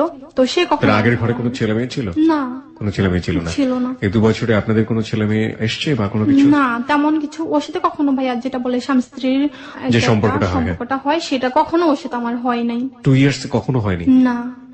ওকে, তারপর? তারপরে এক সময় আমি চিন্তা করলাম যে ভাই আমাকে আমার বাবা মা খুব কষ্ট করে বিয়ে দিছে, দেখা যাচ্ছে চাঁদা উঠে বিয়ে দিচ্ছে, এখন আমি এই সংসারটা কিভাবে ভাঙি।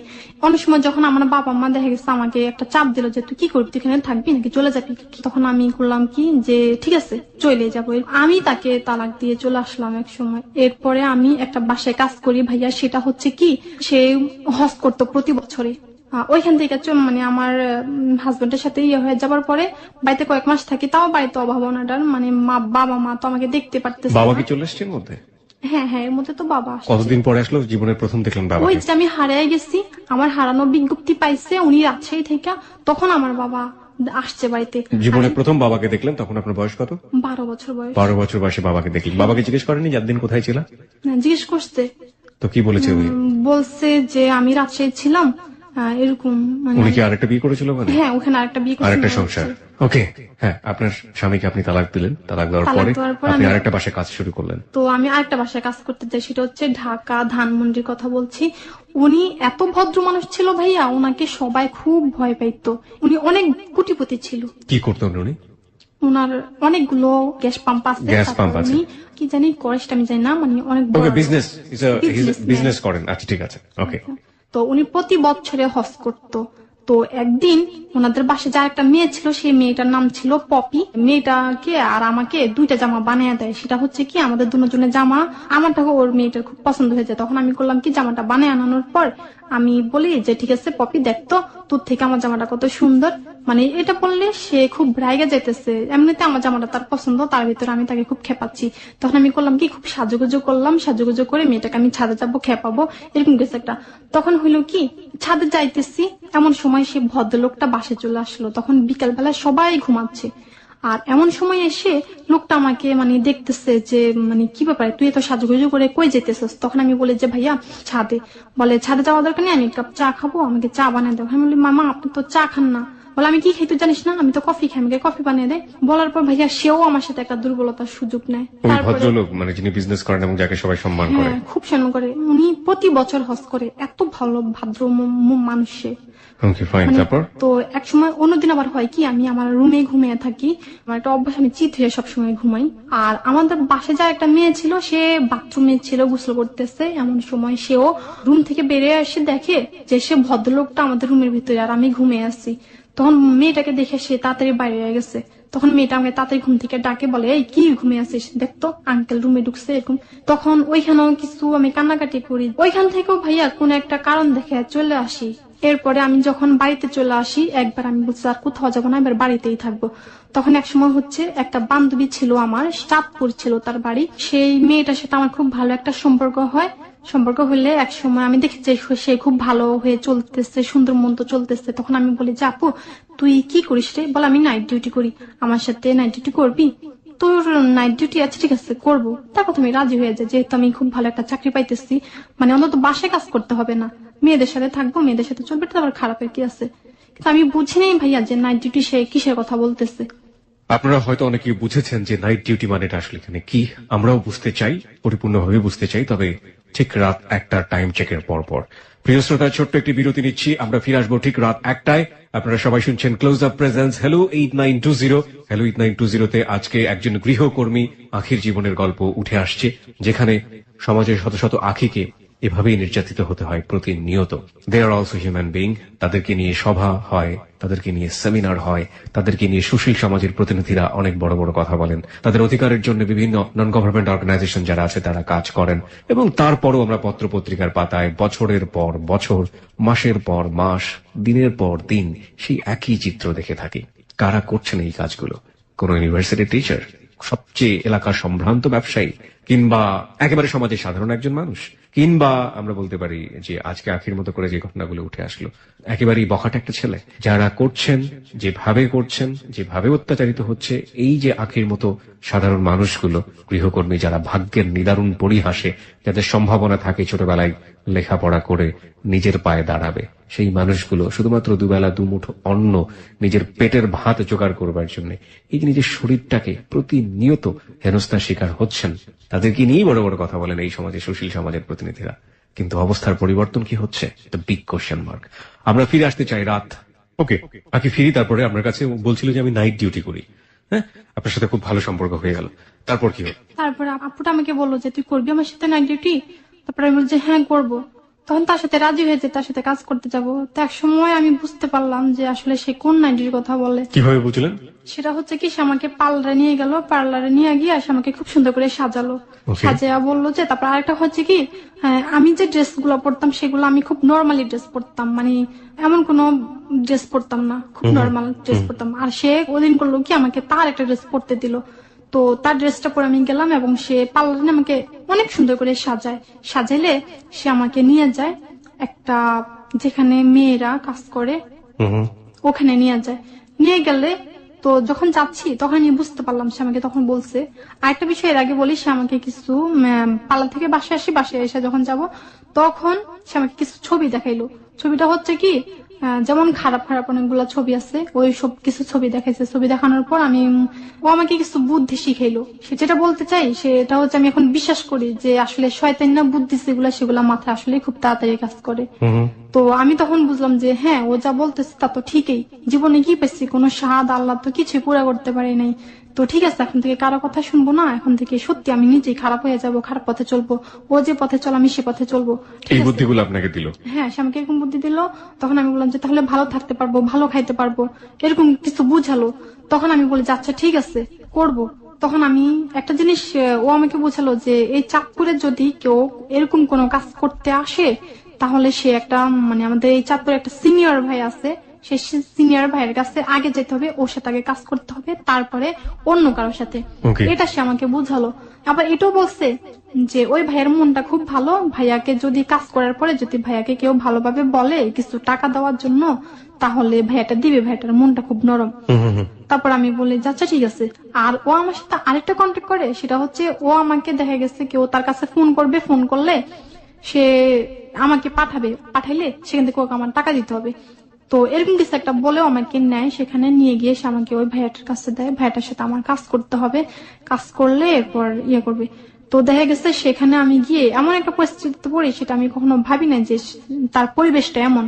আমি প্রথম ভাবছিলাম ভাইয়া, যেটা সত্যি কথা সেটা হচ্ছে, আমি যার সাথে কাজটা করব শুধু একমাত্র সে জানবে আর আমি জানবো, আর কেউ জানবে না, এরকম আমি ভাবছিলাম। কিন্তু যখন আমি গিয়ে দেখলাম যে এমন অবস্থা ওখানে, মানে কাজ করতে হলে এমন ভাবে করতে হবে, সেটা সবার সামনে সবাই জানবে, এরকম আমি ভাবতে পারি সবার না। সামনে মানে ওখানে কিরকম লোকজন ছিল? অনেক লোকজন ছিল, আর যেখানে করা হয় সেখানে আলাদাই করা হয়, কিন্তু দেখা যাচ্ছে সবার সামনে থেকে আমাকে ভাইয়াটা হাতে ধরে নিয়ে যায়। তখন আমি খুব কান্না করি যে না, আমি এটা করবো না। মানে তখন আমার হলো যে আমি তো নিজেকে ক্ষমা করতে পারবো না, কি করছি আমি, আখি এতই খারাপ হয়ে যাচ্ছি, টাকার জন্য আমি এত খারাপ কাজ করতে পারি, মানে এরকম কিছু একটা আমার ভিতরে ফিল হলো। তখন আমি একটা ভয় হলো যে আল্লাহ, আমাকে তো মরতে হবে, আমি এত খারাপ পথে কেমন যাচ্ছি।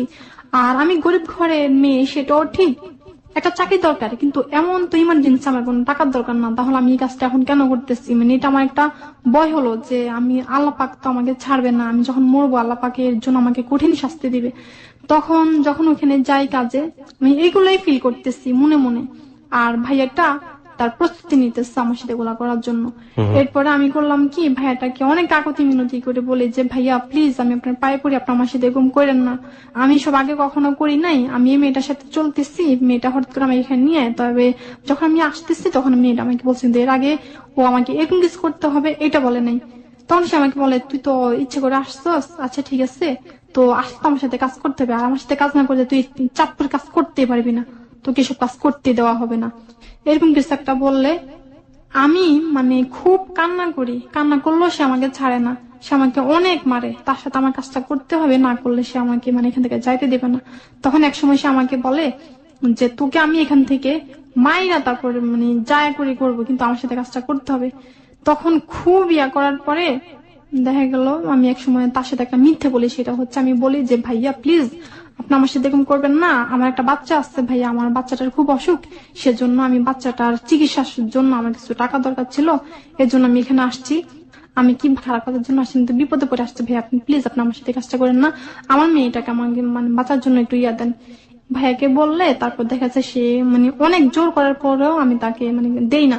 সে আমাকে একটা কথা বলে যে তুই যেখানে আসছস তোকে কাজ না করে যাই দিব না। তারপরও আমি মানে পায়ে পড়ে মানে খুব মানে কাকতি মিনতি করে কান্না করার পরে সে মানে একসময় মানে মনে মনে ভাবে যে আচ্ছা ঠিক আছে, তুই যখন চাচ্ছিস না, আচ্ছা ঠিক আছে। তখন সে করলো কি আমাকে রাইখা টয়লেটে গেলে সে কিছুক্ষণ পরে আসে, আইসাতে আমাকে জিজ্ঞেস করে যে আচ্ছা তোর কথাগুলো বলতো, তুই কেন করতে চাচ্ছিস না। তখন আমি মিথ্যে গলা বললাম যে ভাইয়া জীবনে আমার কেউ নেই ভাইয়া, আমার একটা বাচ্চা আছে শুধু। আসলে আমার ভাইয়া কোনো বাচ্চা ছিল না, সেটা আমি তাকে মিথ্যে বলছি, মানে নিজেকে বাঁচার জন্য। মিথ্যে গলা যখন বলি তখন আমাকে ছাইরা দিয়ে সে আমাকে করলো কি কিছু টাকা দিয়ে দিল, সেটা হচ্ছে 5,000 টাকা দেয়। 5,000 টাকা দিলে আমি ওই টাকাগুলো দিয়ে কিছু টাকা ঘরে দেই আর কিছু টাকা আমি নিজে খরচ করি। সেটা হচ্ছে সেই টাকাগুলো আমি সেলের কাজ শিখি। তো ওখান থেকে চলে আসি ভাইয়া। আর ওখানে হচ্ছে কি আমি যখন চলে আসি ওই মেয়েটার সাথে, মেয়েটা আমাকে জিজ্ঞেস করে যে কিরে তোর কাজ হইলো, তাই আমি বলি হ্যাঁ হয়েছে। মেয়েটাকে আমি মিথ্যে বলি, বান্ধবীকে মিথ্যে বলি। এর জন্য সে যে আমার সাথে কন্ট্যাক্ট করছে তাকে এখন টাকা দিতে হবে। তখন ওর সাথে আমার 500 টাকা কন্ট্যাক্ট হয় যে 500 টাকা দিব, ওইখানে যাইতে হবে, গেলে ওকে যদি একটু ভালোভাবে বুঝিয়ে বলো তাহলে সে তোকে অনেক টাকা দিবে। এরকম কিছু একটা, ওর ভালো একটা মন আছে, সেজন্য সে দুর্বলতার সুযোগটা আমি নিয়ে তার সাথে মিথ্যে বলে এরকম কিছু একটা বলি, তারপর সে আমাকে ছাইড়া দেয়। কাজটা সে আমাকে আর করে নাই। তো বান্ধবীকে যখন আমি ইচ্ছে করলে তাকে সত্যটা বলতে পারতাম, কিন্তু তাকে যে টাকা দিতে হবে এই জন্য আমি তাকে মিথ্যেও বলি। ওখান থেকে চলে আসার পরে বাড়িতে থাকি আর কিছুদিন থাকলে আমার ভাইয়ের একটা বন্ধু আসেন। তো বন্ধুটার সাথে আমার একটা ভালো সম্পর্ক হয়ে যায়। সেটা হচ্ছে আমার ভাইয়া ওর সাথে খুব উঠা বসা করে, সে রাজনীতি করতো, ওর সাথে খারাপ কাজে জড়ে যায় আমার ভাইয়া। তো একসময় দেখা যাচ্ছে কোন একটা কারণে আমার ভাইকে পুলিশে ধরে নিয়ে যায়।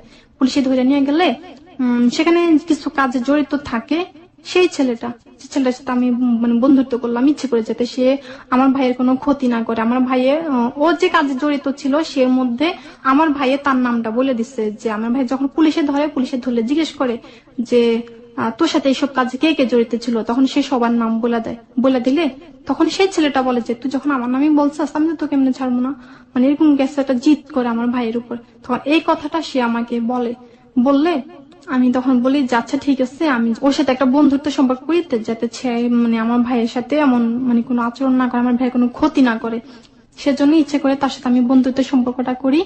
তারপরে একসময় তার মায়ায় পড়ে যাই ভাইয়া, যেটা হচ্ছে সে আগে একটা মেয়েকে ভালোবাসতো, সে মেয়েটাকে ভালোবেসে সে মানে অনেক কষ্ট পায়। তো কষ্ট পাওয়ার জন্য সে দুঃখগুলো আমার কাছে শেয়ার করলে দেখা গেল যে আমিও তার মায়ায় পড়ে যাই, তাকে ভালোবেসে এক সময় দেখা গেছে তার সাথে আমার এভাবে সম্পর্কটা যায় অনেকদিন। তো এক সময় তার সাথে আমার ফিজিক্যালি সমস্যাটা মানে হয়, কাজটা সে আমাদের বাড়িতে আসলে তার সাথে আমার এই কাজটা হলে তখন আমি মানে হয়ে যাই, যেটা আমার পেটে বাচ্চা চলে আসে, কিছু একটা হয়, সে আমার কোনো পদ্ধতি নেয় না। তখন আমি যখন তাকে মানে পাচ্ছি না, তখন সে টোটালি একবারে আমার মানে এই কাজটা হওয়ার পর সে আমার সাথে মানে ইয়ে করা ছেড়ে দিচ্ছে, মানে কথাবার্তা বলা ছেড়ে দিচ্ছে। ছেড়ে দেওয়ার পর দেখা গেল যে যখন আমি তার ইয়েটা পাচ্ছি না, মানে তার কাছ থেকে আর কোনো ফোন পাচ্ছি না বা ইয়ে পাচ্ছি না, তখন আমি নিজেকে ইয়ে করি। তখন আমি তার কাছে অনেকবার ফোন করি, সে আমার ফোন রিসিভ করে না, বা সে আমাকে মানে খুব ইয়ে করতেছে, মানে এড়িয়ে যাচ্ছে। তারপরে ভাইয়া যখন ওর কাছ থেকে ভাই আমি ছাকাগুলা খাই, মানে এইভাবে দিনের পর দিন ভাইয়া, যখন আমি প্রত্যেকটা মানুষের কাছে যখন আমি এভাবে আমি ইয়া পাইতেছি, কারোর কাছে সুখ পাইতেছি। প্রেগনেন্ট হওয়ার পরে আপনি কি করলেন?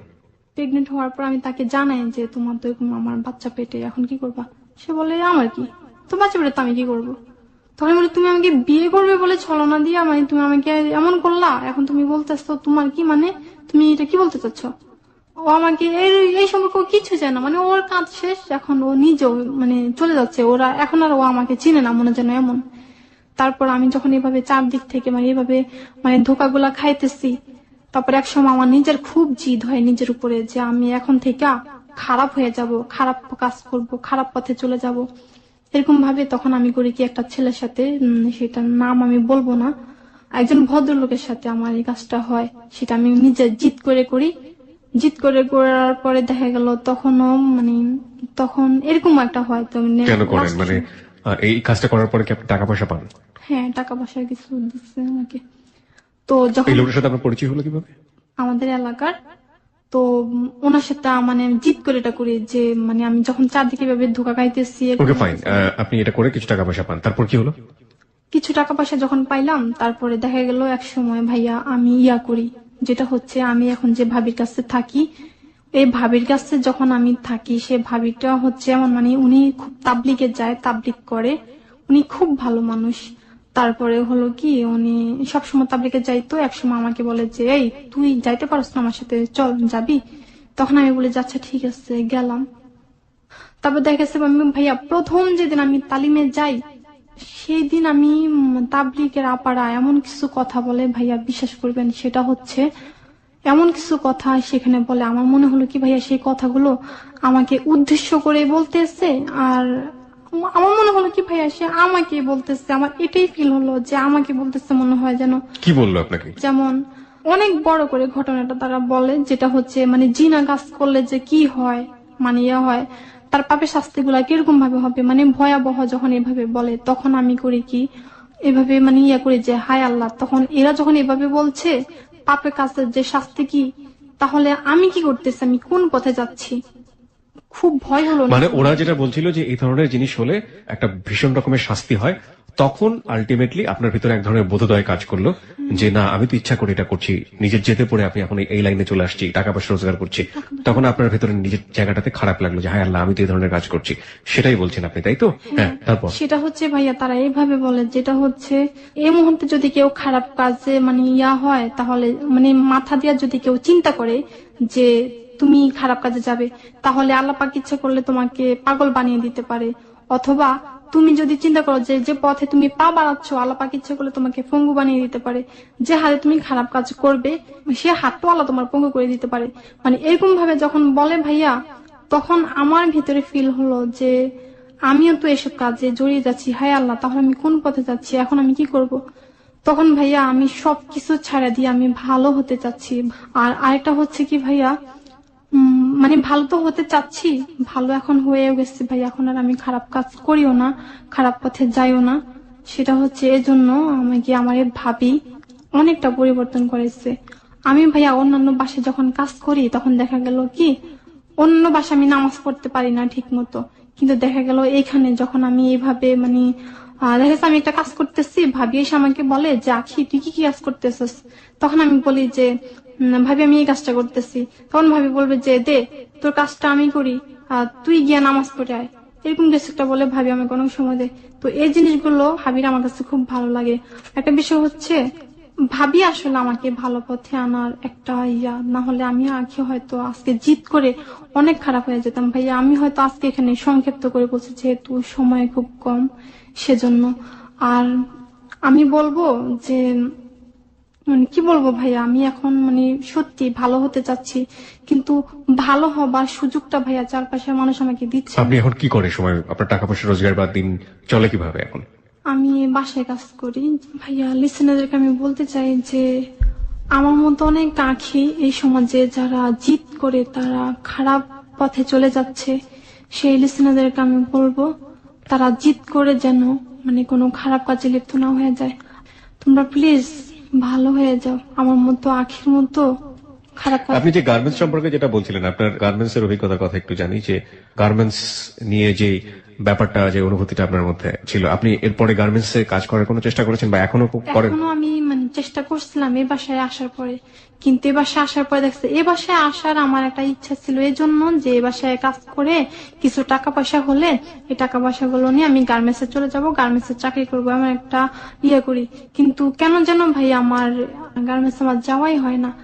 সবকিছু ছেড়ে দিয়ে আমি এখন মানে তাবলিগ করি। আমি এখন রাইট নাও আপনি আমাকে শুধু একটা জিনিস বলেন আখি, আপনি এক্সিস্টিং যে বাসাটাতে আছেন সেই বাসার সমস্ত সত্য কি আপনি পারবেন লিসেনারদের সামনে তুলে ধরতে? পারবেন না। The big question is that right now একটা বাসাতে কাজ করে, সেই বাসা ও রুটি রুজির ব্যবস্থা করে। ওই বাসাটা নিয়ে আমি ওকে বলার জন্য অনেকবার বলেছিলাম, বাট ও বলবে না। সেই বাসার সমস্ত সত্য আমাদের সামনে আনা সম্ভব নয়, কারণ সেই বাসার গৃহকর্ত্রী কিংবা গৃহকর্তা যারা আছেন তারা শুনছেন, তাদের কোনো জিনিস হয়তো মনোভূত হবে বা কোনো কিছু হবে না, বা রিয়েল সত্যটাকে তারা হয়তো ভাবে নিতে পারবেন না। আমি শুধু একটা কথা বলতে চাই শেষের দিকে এসে, এটাই হচ্ছে একজন গৃহকর্মীর জীবন বাংলাদেশের সমাজে।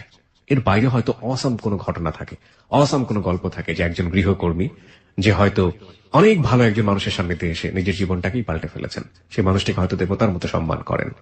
আর এই যে মানুষ আজকে যে আখিকে আমরা পেলাম, সেই আখির গল্প, সেই আখির জীবনের গল্প আমরা সমাজে হর হামেশাই শুনি।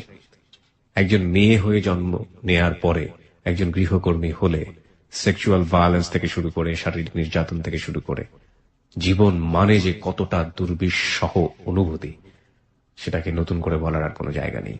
আমার শেষ দিকে প্রশ্নটা হচ্ছে, একটা মানুষ একটা অনেক বড় সম্ভাবনা। একজন মানুষ একজন বিজ্ঞানী হয়, একজন মানুষ একজন ডাক্তার হয়, একজন মানুষ একজন ভালো খেলোয়াড় হয়, একজন মানুষ একজন বিশ্ববিদ্যালয়ের শিক্ষক হন, একজন মানুষ খুব ভালো বক্তা হন, খুব ভালো ইন্সপিরেশনাল থট নিয়ে সমাজে বসবাস করেন, খুব ভালো সুশীল সমাজের প্রতিনিধি হন। একজন মানুষই এটা হন। এই যে আখি যে সমাজ থেকে ঝরে গেল বা সমাজ থেকে ঝরে যাওয়ার জন্য আমরা যারা বাধ্য করলাম, তারা একবারও কি ভেবে দেখতে পারি যে আখিদেরকে যদি এগিয়ে নেই তাহলে আমাদের পরিবারটা এগিয়ে যাবে, আমাদের সমাজটা এগিয়ে যাবে, আমাদের দেশটা এগিয়ে যাবে। একবারও কি মানুষ হিসেবে চিন্তা করার জায়গাটা কি আমাদের ভিতরে আছে যে এই যে আখি, সেই আখিকে যদি সত্যিকার অর্থে পরিবারের একজন সদস্য হিসেবে বড় করা যেত তাহলে আখির কাছ থেকে অনেক বড় কিছু পাওয়া যেত। এই চিন্তার জায়গাটিতে আমাদের পরিবর্তন আনাটা জরুরি। আমরা এখানে যে আখিকে তুলে ধরেছি, আমরা বিলিভ করি যারা শুনেছেন তাদের মধ্যে অনেক আখি আজকে নিজের জীবনের গল্পের সাথে আখির মিল খুঁজে পেয়েছেন। আজকে যারা আখিকে শুনলেন, আমাদের শ্রোতাদেরকে আমি শ্রদ্ধা রেখেই বলতে চাই, হ্যালো 8920 শ্রোতা যারা মনে প্রাণে হ্যালো 8920 ভালোবাসেন, তারা খারাপ কাজ করতে পারেন না। তারপরেও আমি বলতে চাই তাদের মধ্যেই হয়তো বা কেউ একজন লুকিয়ে আছেন বা কেউ কেউ লুকিয়ে আছেন যারা এরকম আখির সাথে প্রতিনিয়ত অন্যায় আচরণ করছেন। একবার একটু ভেবে দেখবেন কি, এরাও মানুষ, এদেরও ভালো মন্দের অনুভূতি আছে, এরাও কষ্ট পেলে কাঁদে, এদেরও ক্ষুধা পায়, এবং এরা যদি সম্ভাবনার দুয়ারে দাঁড়াতে পারত, একটা ভালো কাজ করে দেখুন না। একজন মানুষকে প্রতিপালন করার জন্য, একজন মানুষকে সুস্থ করে বাঁচার জন্য একটু পরিবেশ দিয়ে দেখুন না। আপনি যে অন্যায় আচরণ করে তাদের কাছ থেকে যে সুখানুভূতিটা নেওয়ার চেষ্টা করছেন, সেই ভালো কাজটা করে সেই যে সুখানুভূতি, সেই সুখানুভূতি তো এর চাইতে কয়েক হাজার গুণ বড়। আপনি একটু চেষ্টা করে দেখুন না। আকিকে নিয়ে জীবনের কোনো পরামর্শ আমি দিতে চাই না। আকির মধ্যে ভালো বোধ আছে। ও ওর জায়গা থেকে তাবলিগে গিয়েছে, তাবলিগ নিয়ে বলেছে, যখন ওকে এই ধরনের জেনার কথা বলা হচ্ছিল, এই ধরনের কথা বলা হচ্ছিল, তখন ওর ভেতরটা এফোর্ড ওপর হয়ে গেছে, হায় হায় আমি কি করছি। ও ভালোভাবে বাঁচতে চেয়েছে, প্রতিনিয়ত ওর ভিতরে বিবেক আছে, কিন্তু সমাজ ওকে দিচ্ছে না, পরিবার ওকে দিচ্ছে না, চারপাশটা ওকে দিচ্ছে না। আমরা যদি না জাগি মা, কেমনে সকাল হবে? এই আমি কিবরিয়া থেকে শুরু করে যারা আজকে শুনলেন এখানে, তাদের প্রত্যেককে বদলাতে হবে। আমরা আর কিছু না পারি। একটা কথা আছে না যে জীবে দয়া করে যেই জন, সেই জন সেবিছে ঈশ্বর। আপনার চারপাশের মানুষের প্রতি শ্রদ্ধা দেখান, তাহলে দুনিয়াটা অনেক সুন্দর হয়ে যাবে, সৃষ্টিকর্তার কাছে আপনার গ্রহণযোগ্যতা বেড়ে যাবে।